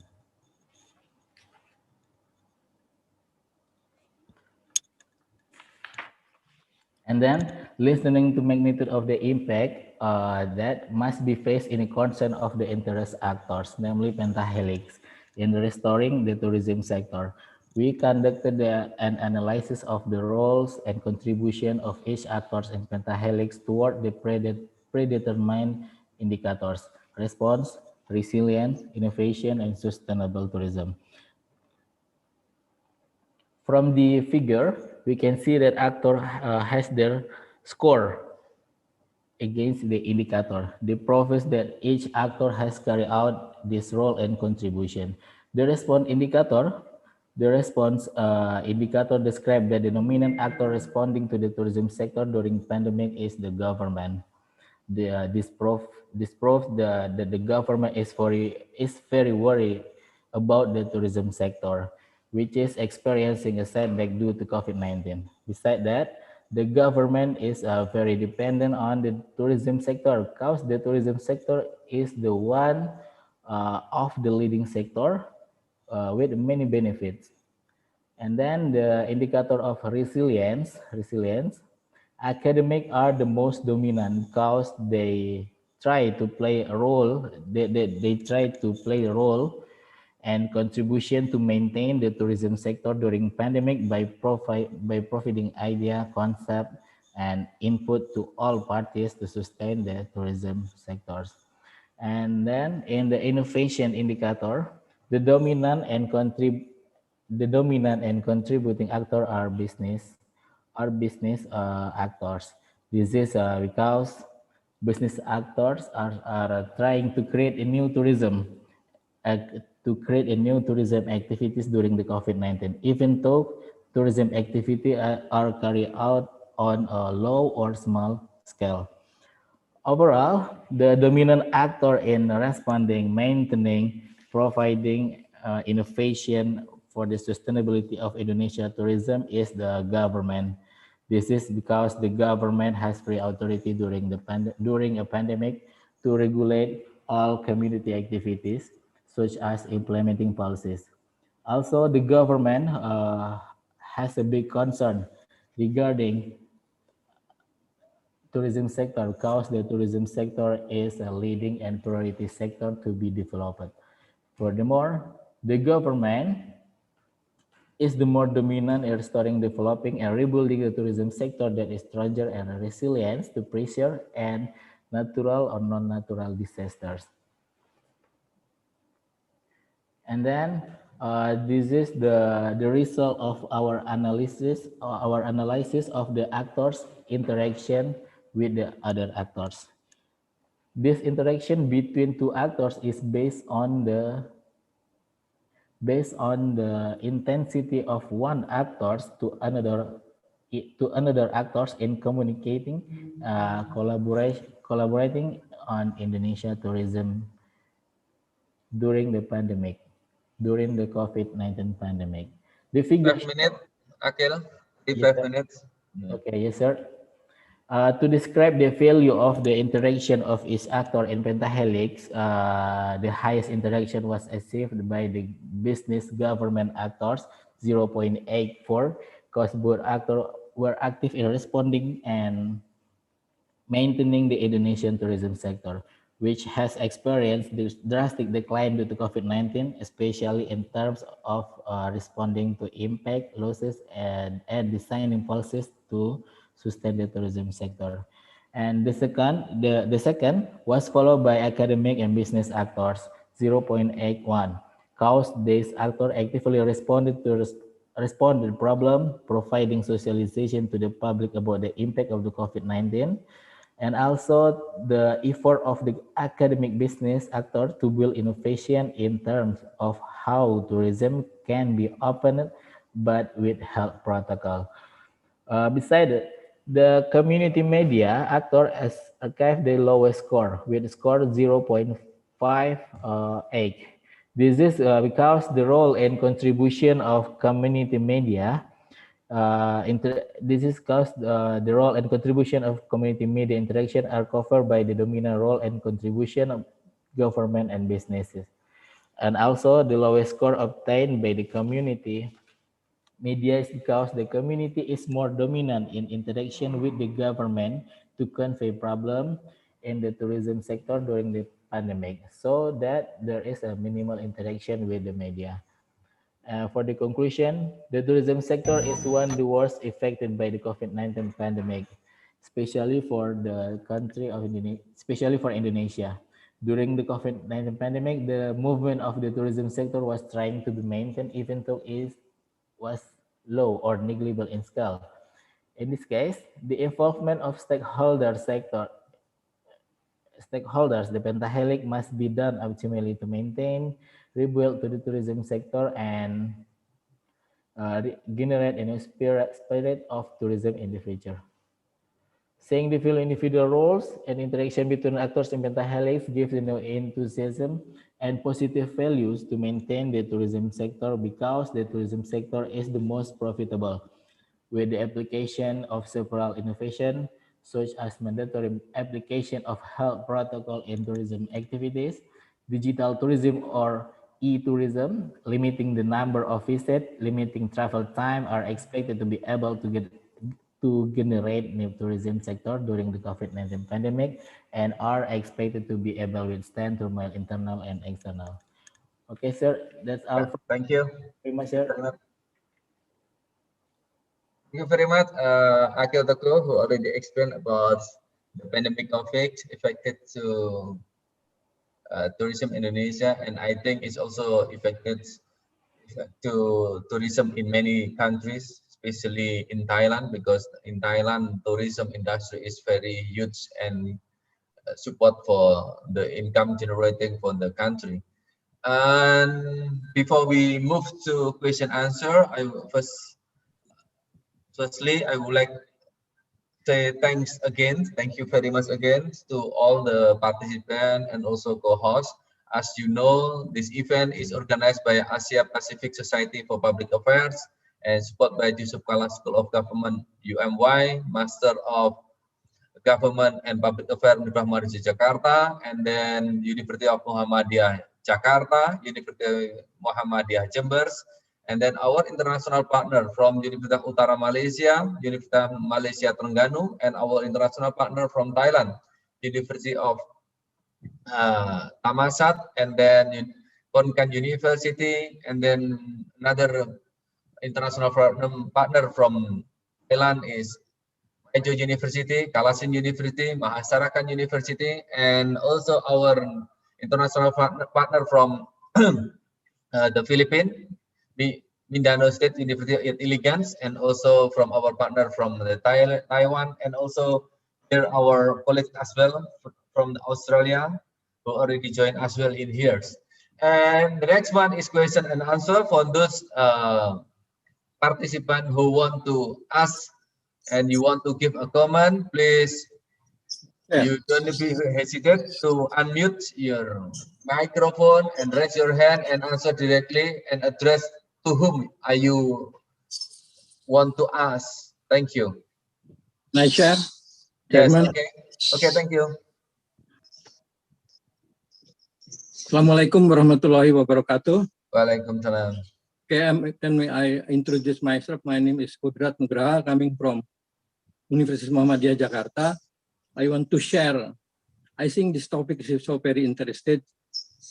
I would like my share or my comment coming from the actual situation.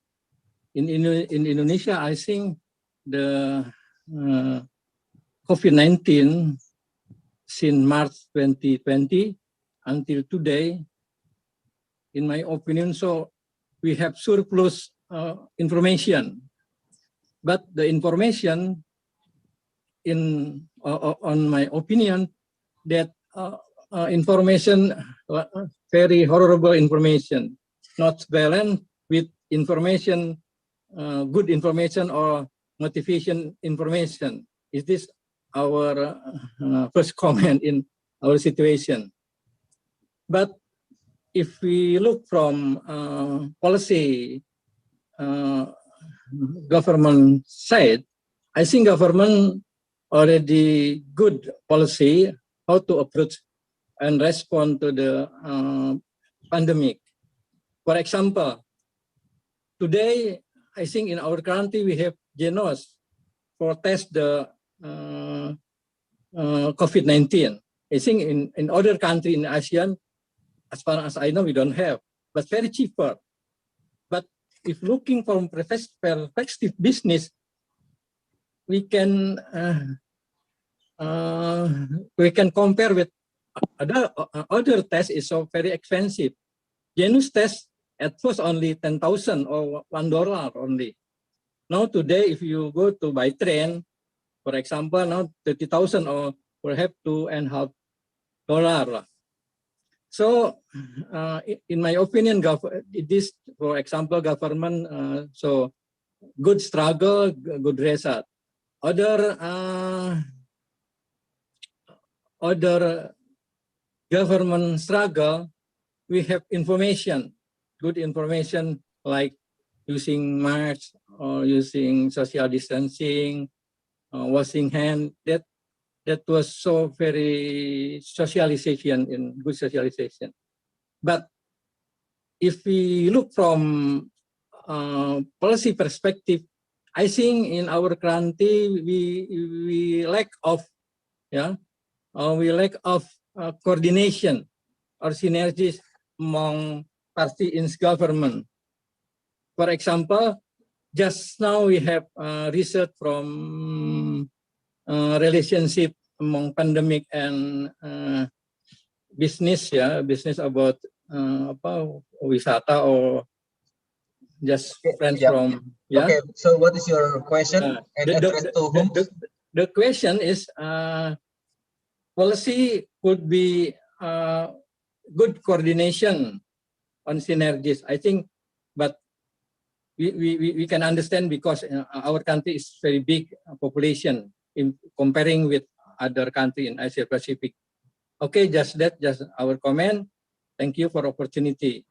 Okay, thank you very much. Assalamualaikum warahmatullahi wabarakatuh. Warahmatullahi wabarakatuh. Thank you very much for your very good comments about how Indonesia dealing with this pandemic, especially if we're talking about how big is Indonesia compared to other country. So anyone want to ask a question and answer? Okay. Okay, Lubna, can you read it for us?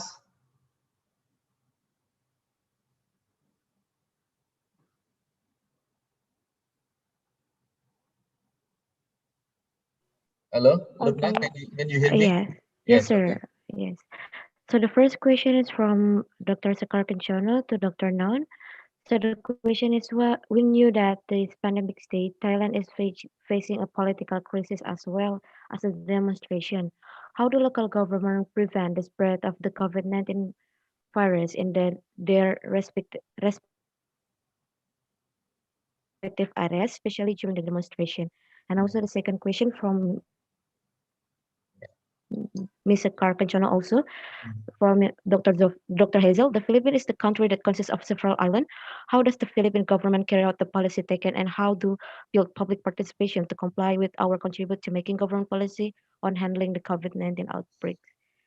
Okay. It's very good question, Anon. When we're talking about the restriction and also there is movement in Thailand, so maybe you can answer this question before we move to the second question for Dr. Jovita. Okay, Non, please. Okay, thank you very much for the questions. Well, let me put this way. For the demonstration, if you take a look in Thailand right now, it's quite very serious because of they call three fingers movement. That quite very serious in Thailand because most of them join with the protest or demonstrated according to their belief, and also that they try to gathering together in public space. However, in situation, if you take a look at many demonstrated that they protest in the Bangkok area, and also if you take a look some major city, for example in Chiang Mai, they have some activities as well. However, for the prevention for the COVID, they have to use the kind of standard regulation. For example, you have to wear a mask, and also you have to use social distancing. And we have just demonstrated just last week about the protest, Article 112. The people who gathering together, they have to wear a mask and then use social distancing for get a protest and do some kind of symbol. However, for the answer to the local government, I just want to express my observation like this. Okay, we just have a general local elections last month, and then the local government to prevent why in the meantime of demonstrated. Let me put this way: they have two things. The first one is communications. That's quite very interesting because in Thailand right now we use a lot of social media. This is quite very common for to demonstrate it and also to communicate with the local people. The local governments, they use application, for example, Line application for communicate with the local community. And also that they use the old-fashioned is called local public broadcast in their community. This is two channels for communicate one-way and two-way communications for local people. They are informed that updating the situation in the community by use local public broadcast, and also if the local people they need something, they want to make a communication, they use another social media app lines or another Facebook pages, something like that for local community. And the other one is about the administrative things for local government. Actually, the administrative thing, the local government, they use two parts. The first one is the healthcare volunteer community groups, plus with the chief executive of the sub-district. They have to co-work each other, and they use the front line to a healthcare volunteer that to go door by door and check every houses in their community, that who get in, who's get out, who's alive, and how's the people in community stay safe or not. So they have to monitor day by day in especially in rural area. However, if we take a look, move to the kind of the city like Chiang Mai, so they are more urban area rather than rural area. It's quite very hard for the volunteer healthcare people and sub-district chief executive to cooperate. Therefore, to answer the question, I would like to answer that if you live in the urban area, it's quite hard for the local government to do some exercise their authority and their protocol because of the city and the area. But if you live in a rural area, it's quite very easy to control. And then if you take a look at the numbers who infected, you can see the numbers, people infected mostly in the city rather than in the rural area or rural provinces. So this is quite obvious that the local government, especially in the urban area, it's very hard to tackle or mitigate the problem of the COVID-19 because of economic and social life hinder. But if you live in a local area, rural area, so it's quite very easy to let local government and volunteer people control and monitor and check up the situation in their context and their villages. Thank you. Okay, thank you very much, Dr. Nan, for your very brief and fruitful answer. Next one, we move to the second question to Dr. Hazel Sofita. If we look at the Philippines as many islands and like Indonesian archipelago, how we dealing with this COVID-19 management and how to complain the public service, something like that. Okay, we have Dr. Hazel Sofita, it's time for you now. All right, thank you, sir. Thank you for the question, Sakar. Yes, indeed. The Philippines, being archipelagic in nature, pose geographical challenges across islands. However, with the national government's approach, again, as mentioned in the presentation a while ago, the national government adopted a highly centralized approach in addressing COVID-19 pandemic, meaning to say that the president, together with the heads of the departments, together with the heads of the different executive departments, compose the interagency task force for COVID-19, meaning to say that policy making is highly centralized at their end, and then these policies are cascaded to the different local government units in different islands of the Philippines and provinces, wherein local government units together with the police and the military are implementing agencies, meaning to say that the alignment of local government efforts to the national government initiatives are highly observed with this particular structure. So policy making is at the top, then policy implementations are focused at the local government unit. And then for the second question, how to build public participation to comply with or contribute to making government policies on handling the COVID-19 outbreak. At the onset of COVID-19 protocols, the first round of the first time we had lockdown, public participation was managed easily because there were policies and measures taken by the local government unit to address the concerns of the public. So, for example, um, there is the lockdown implemented across the city. So, I mean to say, people are not allowed to go outside because there's no public transportation, and that every establishment is almost closed. So what the local government unit did is that they organized this car wherein it has grocery items. So, and then they scheduled the visit of this particular car across villages in the city, so that people do not really need to go outside of the comfort of their villages and homes for them to be able to access grocery items.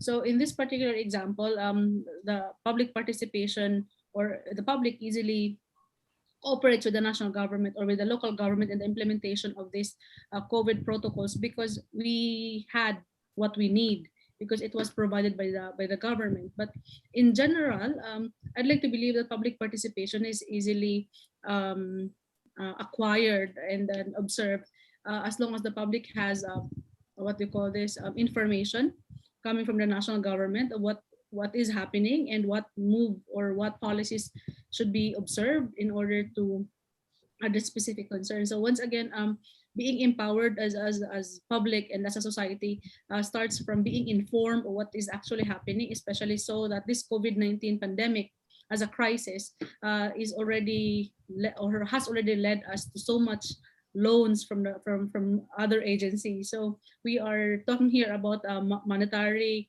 concerns, budgetary concerns, which we have to be asking what is happening with the money that the government has acquired for this fiscal year, because that has to be translated to public policies, public efforts in order to alleviate the impacts of COVID-19, especially to the vulnerable communities in different provinces. So I hope I answered the question, Sakar. Thank you for that. And if I fail to answer the question, please elaborate further. Thank you. Thank you, Javita. It's a very good answer as well. I think if Sekar doesn't happy with your answer, we can send Sekar to go to Mindanao. Thank you, sir. Happy to welcome Sakar. Yeah. Thank you, Dr. Noon and Dr. Hazel, for your answer for my question. So, if Philippines open to what can I say, the abroad or the border, I mean, I will go to Philippines. Yeah, okay. Thank you, Mbak Thank Sekar. Next question from Dedi from Universitas Muhammadiyah Jakarta, and this question is addressed to all the speaker. When we're talking about vaccinations, there are two types of question. The first question is about in your country, which vaccine that you want to use and which vaccine that you want to support. You want to use the vaccine that produced by your nationals, or you want to use the vaccine that produced by foreign country? This is the first question. And the second one, how you can distribute your vaccine when you already got the vaccine? In which level you want to distribute the vaccine, based on the age or based on the priorities? What kind of priority when you want to make it? So, Dr. Kurniasih, are you still there?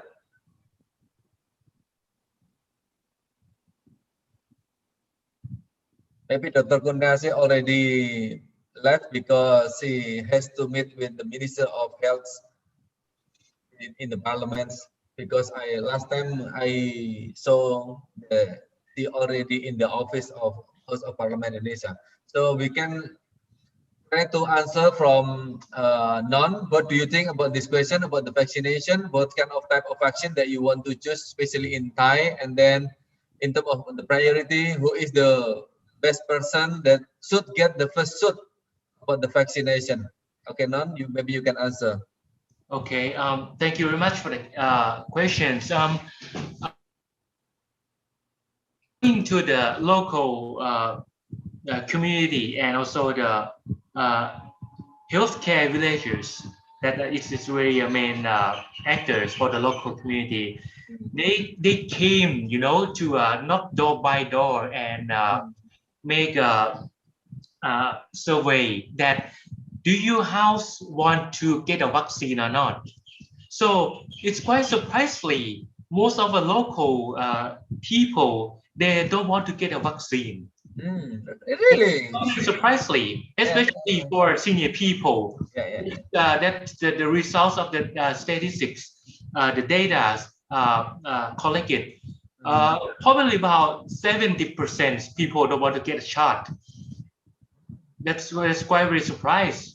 And I'm sorry, can you go back to the questions? I want to take a look at the questions. The first question is about the vaccine. Yeah. Are you prefer vaccine that you produce by your own country, or you prefer vaccine that coming from abroad? This is the first one. The second one is about who is the first person, or about the priority of the vaccination. Yeah, like I said that about 70% people don't want to get a shot for get a vaccine COVID, right? So, however, what is the best way for the mitigate the problem of the COVID-19? Okay, most of them, most of the people who deny to want to get a vaccine, that they want to let another country or make it vaccines more updating information. Therefore, it doesn't matter if they get vaccine from inside or outside the country. It doesn't matter that they will get a shot or not, because they want to make sure that the vaccine is work. It according to that their answer that deny to get a shot. So they want to make the vaccine stable and more trust rather than right now. So in my opinion, according to the healthcare survey, so people doesn't care about import or export the vaccine. All right. How about the vaccination in Thai? You already got the vaccine. In which country are you got the vaccine? So right now we approve almost vaccine that's have in the market. We almost approve it. However, the hinder or the obstacle to get a vaccine from the outside, that it's limited, right? You cannot get this. For example, the Pfizer one, that it's really hard to get it. But the closest one, and especially in Southeast Asia, I think from the Sinopec one, right? From the China one, right? So it doesn't matter from China, from UK or US, whatever. My point is right now, the serious situation and should to focus on that, how the government push Thai people get a shot rather than Thai people hesitate to deny get a shot for getting a vaccine. That's the main point in Thailand right now, according to that the healthcare observation, right? And the hinder of the implement to get a vaccine in Thailand based on the political conflict right now. That's very hinder the government. The current government, they want to push people to get a vaccine, but according to the politics conflict, they use the information operation to fight each other in the online world. So in the social media, the vaccine is have a less efficiency, something like that from the government, and it's become a big problem in Thailand, even though we have a shot. However, right now, what we're gonna get a shot is the frontline people. Example, for medical people, they need to get a shot first, and most of them accepted to get a shot. And also the people who really in the red zone. You know, should you get a shot first, for example, in a Bangkok area, something like that. So this is my answer that Thailand facing about the people who hesitate to get a shot for the vaccine, and also the obstacle that people who hesitate to get a shot because political conflict in Thailand. Thank you.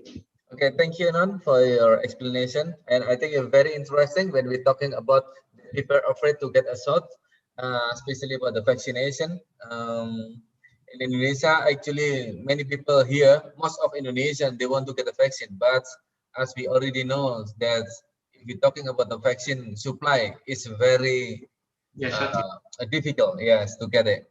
But luckily, Indonesia already got around 40 million doses, so we will distribute soon. And the next answer, maybe we can learn from the Philippines. How about the Philippines? All right. Yeah, COVID vaccination has been the recent, the hottest issue for the last few months.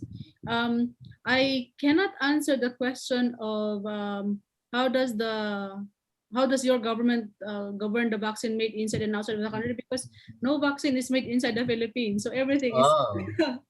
So it's been the Philippines is very rich country because we can buy. Yeah, we just buy. Yeah. So the first round of vaccination in the Philippines, we had a Sinovac vaccine, and it was distributed across frontliners, and so nurses, doctors, they had the first shot, and then later on we had AstraZeneca.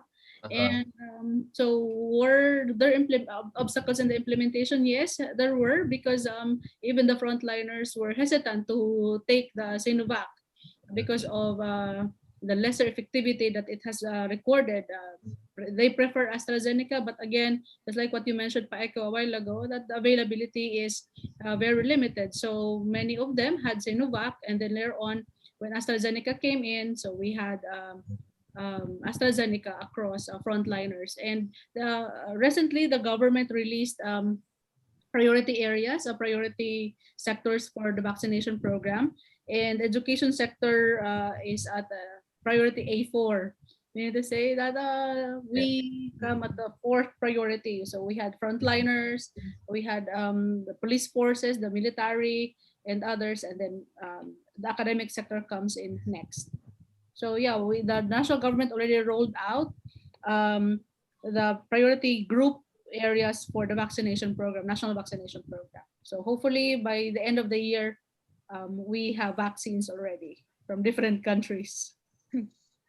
Thank you, Hazel. Thank you, Javita. If we learn Indonesia, actually, especially at my university, we have the same thing.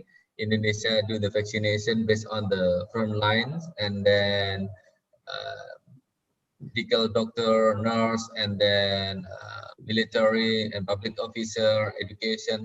In my case, in my university, most of 99% of our lecturer and staff already got vaccine. For example, I already got my second vaccine last few weeks. Yeah, so in my university, I think most of our lecturer and student, I think already done the vaccine. The next question, we move about the tourism, and Akhil, maybe you can answer. When we're talking about tourism, or maybe we can learn from the team from Thailand as well. If we're talking about tourism,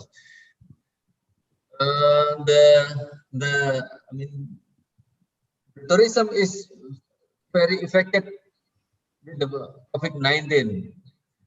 And then if we're talking about tourism, many people cannot move to other place, to another place. So there are people already got redundancy due to of the COVID-19. One of the solutions to create the tourism, we want to develop tourism or virtual tourism. The question is, I think, is very interesting. How we can make sure that virtual tourism is also beneficial for the people, local people especially, not only for the company. What do you think, Akhil, about the virtual tourism that can help the local people? Maybe Nun, you can answer this question as well about the tourism in Thailand, how tourism sector in Thailand dealing with the COVID-19. Okay, Akhil first. Sir, I will answer the question from the Cindy. Yeah. It's about the Okay. e-tourism. Okay, participant from Indonesia in English, Cindy. Okay. In the fact, this innovation is to help the tourist interest, but the downside is this innovation could not contribute a lot for the local people in the tourism area. Some virtual tours are free, but the one with a guide will charge your money. For example, Traveloka virtual tour start from 50,000 for a local destination. The tour will generate revenue for the tour company and the guide. Some players reported that have achieved a decent success. Jakarta Good Guide, for instance, can attract up to 100 participants per tour. Therefore, there is some effort that had been made to overcome.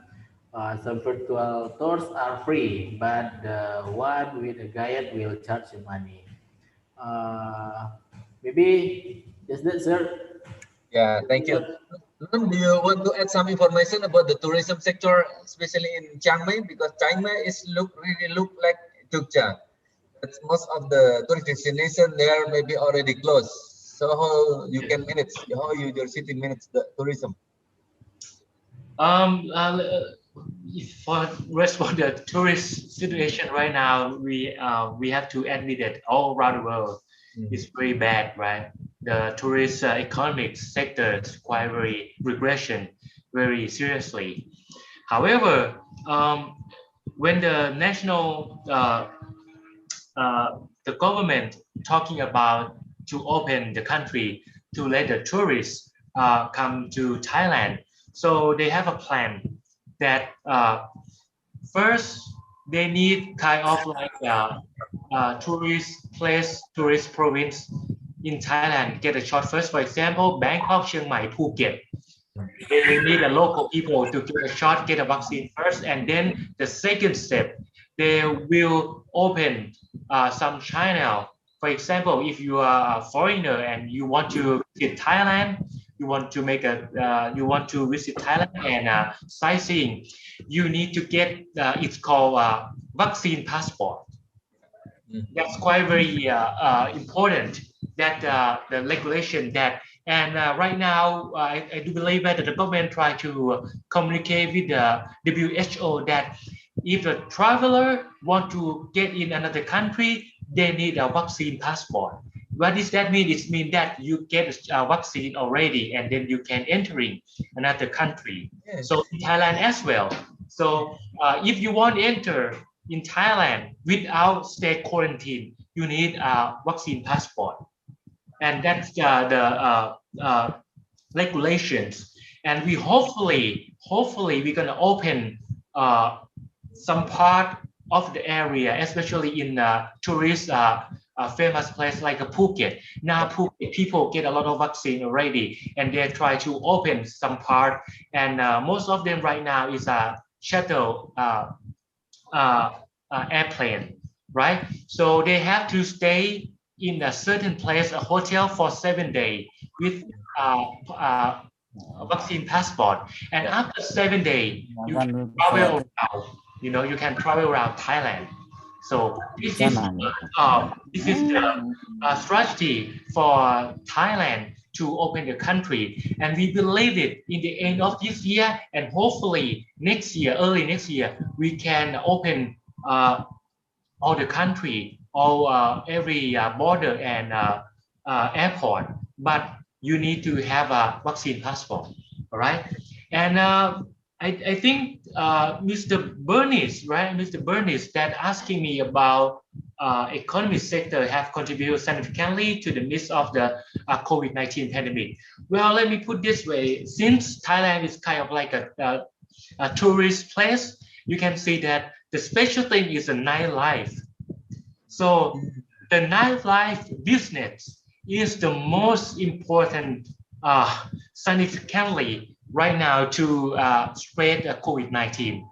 The first one is the first wave of Thailand is tourists, and then we close down the country. The second wave is labor people from the around Thailand, and then we lock down some provinces that to monitoring, and then don't mobilize labor people, right?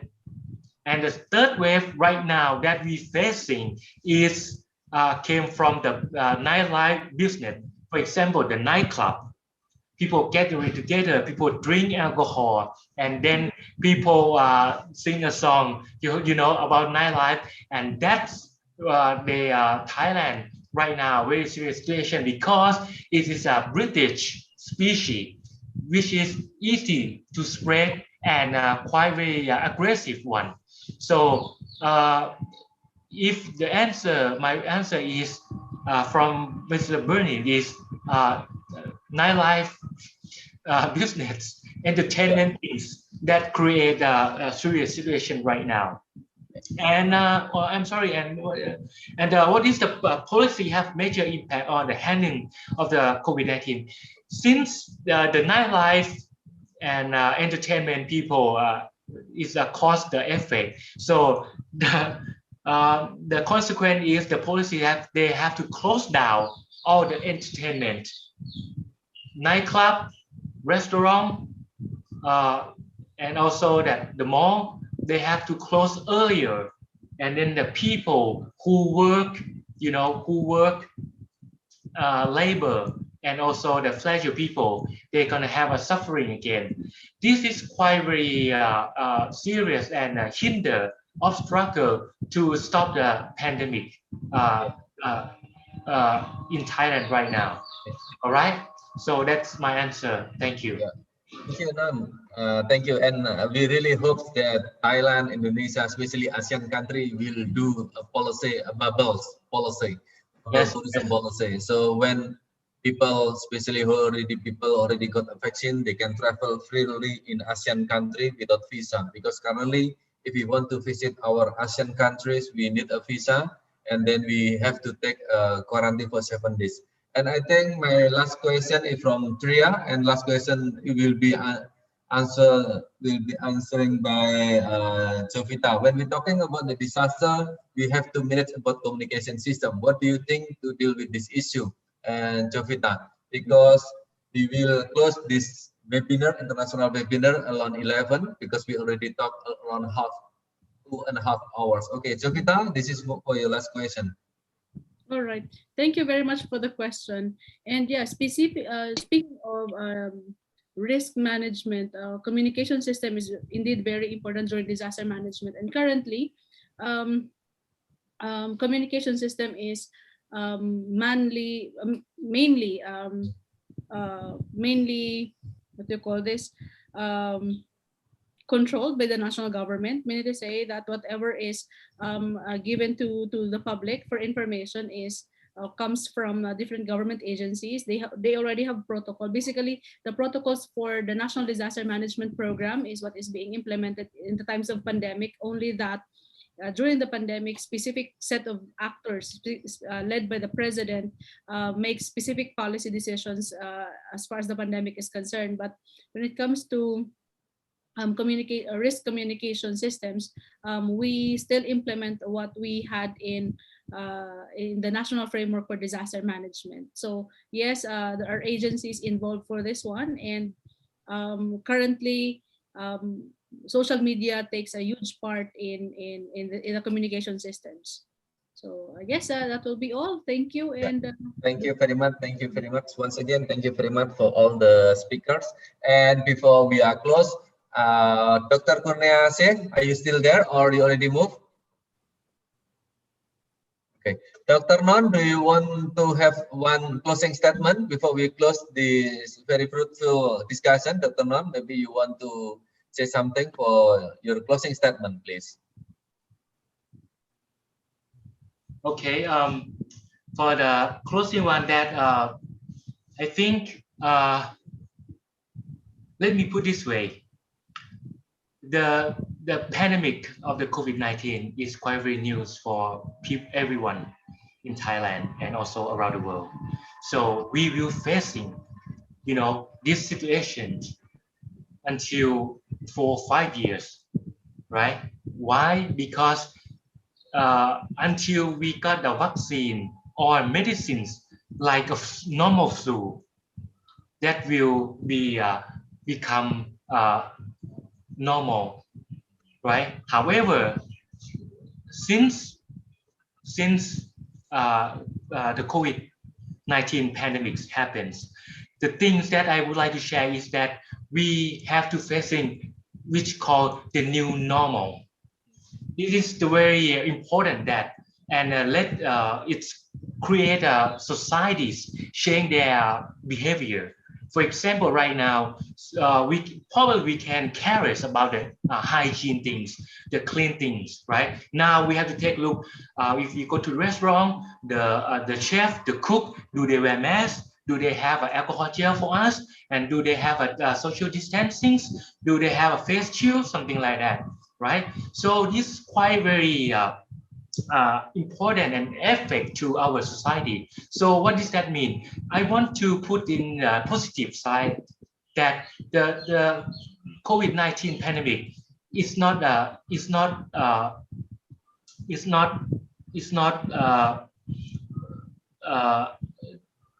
not unluck for us, but they came to let us learn how we gonna live a life which is unstable.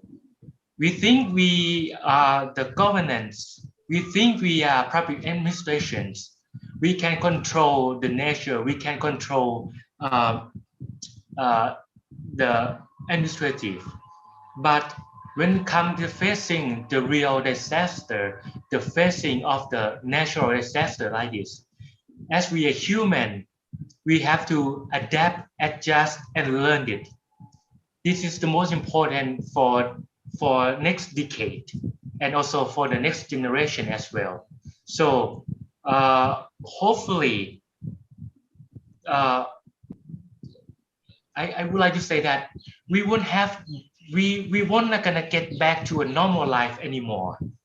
Never, because our mindset completely changed already.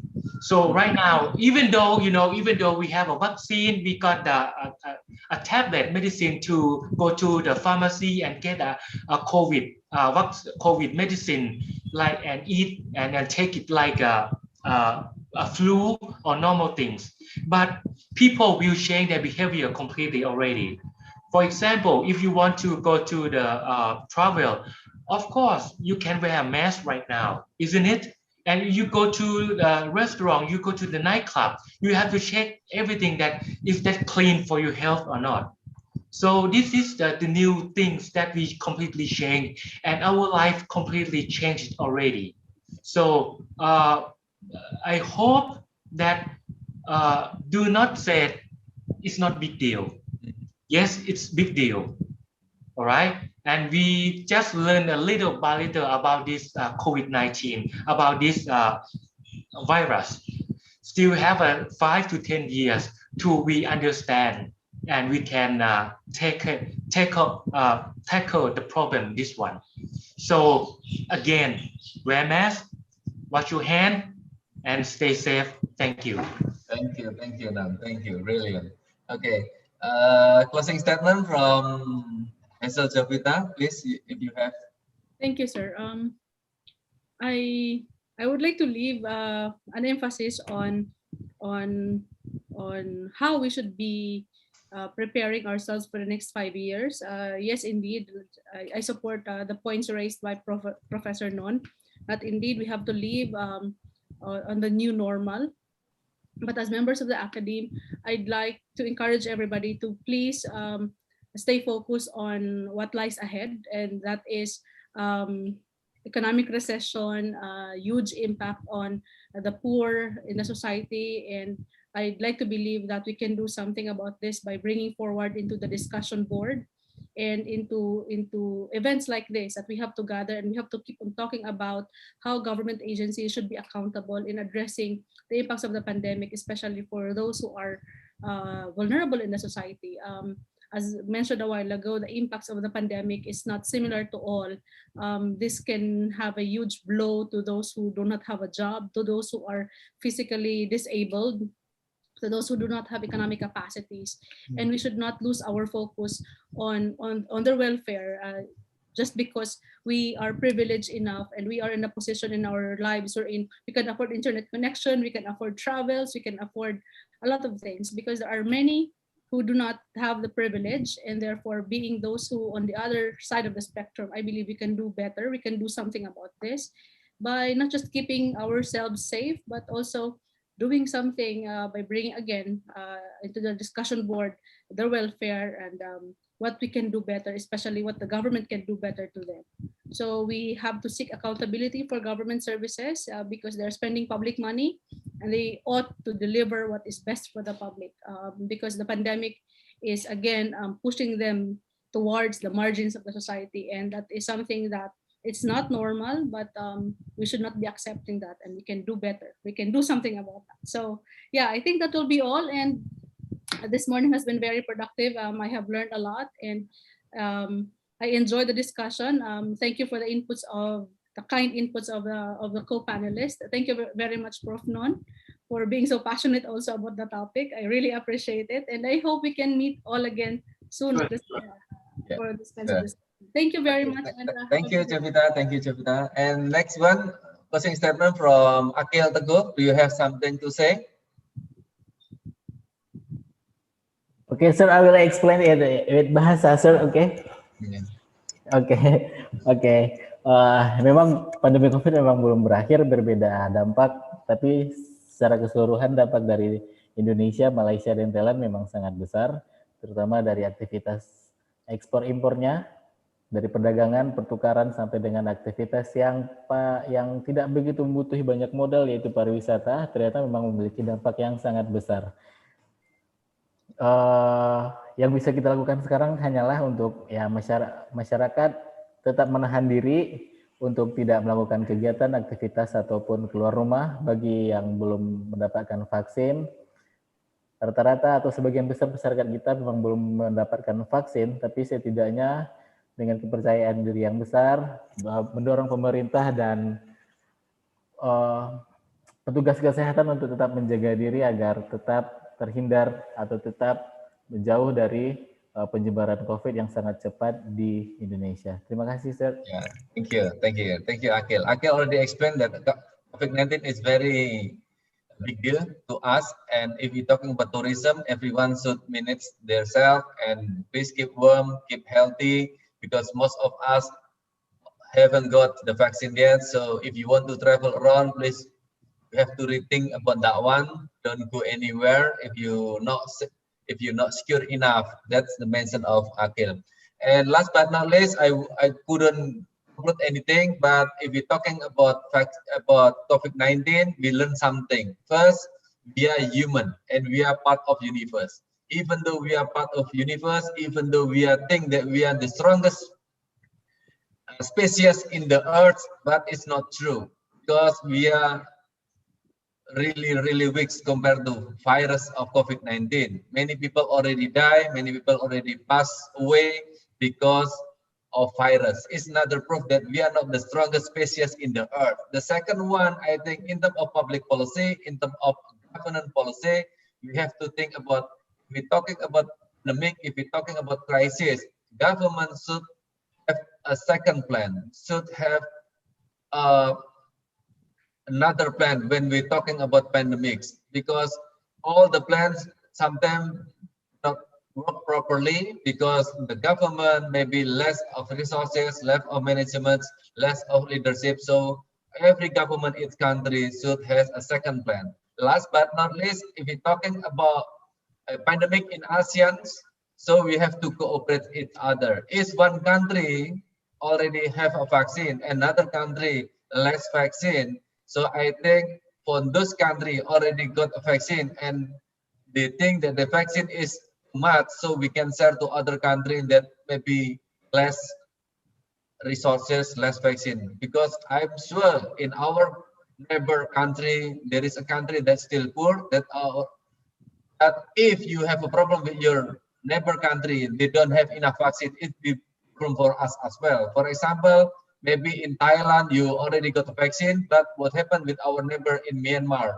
What happened with our neighbor in Laos? If they don't have a vaccine, maybe they can pass through to our country and will make another trouble as well. So once again, I think we do need a cooperation. We do need help each other because we live as human. I will back from the beginning. We are a species in the earth, but we need cooperate each other. We need help each other to deal with these pandemics. That's from me, and thank you very much for all the respected speaker. Thank you very much for the co-host, Universitas Muhammadiyah Jakarta, Universitas Muhammadiyah Jember, Universitas Muhammadiyah Yogyakarta, for our international partner Malaysia, Universitas Utara Malaysia, Universitas Terengganu Malaysia, for our partner from the Philippines, Universitas Mindanao State University Iligan, from international partner from Thailand, Maijo University, Kalasin University, Konkan University, Mahasarakan University, Thammasat University. And I think that's all. Thank you very much for all the participants. I will pass this event to Lubna to close this event. Lubna, thank you very much. And we can take a picture together, Lubna. You can direct this one. Okay, thank you so much, Mr. Purnomo. Thank you so much for all of the participants. Before I close this webinar, could you please turn on your camera so we can take a screenshot for this event as one of the documentation? Okay. I will count from 1 to 3 and then I will, okay. And then after that, I will tell if I will switch or move to the next slide. Okay, 1, 2, 3. Okay, moving to the next slide. 1, 2, 3. Okay.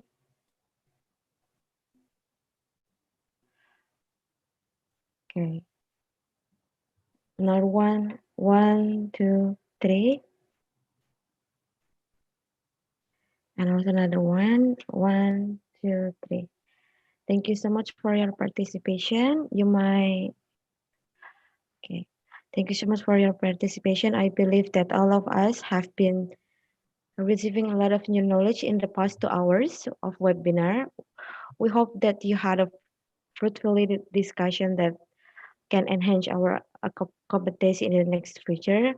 And also finally, on behalf of the steering committee, I would like to express my appreciation to the all participants for taking time to join this event, especially to the Joseph Kala School of the Government and Magister of Government Affairs and Administration, Universitas Muhammadiyah Yogyakarta, for supporting us, and also our partner from Universitas Muhammadiyah Jakarta, Universitas Muhammadiyah Jember, and to our international partners, Konkan University, Kalasin University, Maijo University, Mindanao State University Iligan Institute of Technology, Raja Bhat Mahasarakam University, University Malaysia, and University Malaysia Terengganu. Thank you so much for attention. We're looking forward to see you in our next upcoming, the 5th international webinar. See you again and stay in a good health. Wassalamualaikum warahmatullahi wabarakatuh. Waalaikumsalam warahmatullahi wabarakatuh. See you on the next 2 weeks.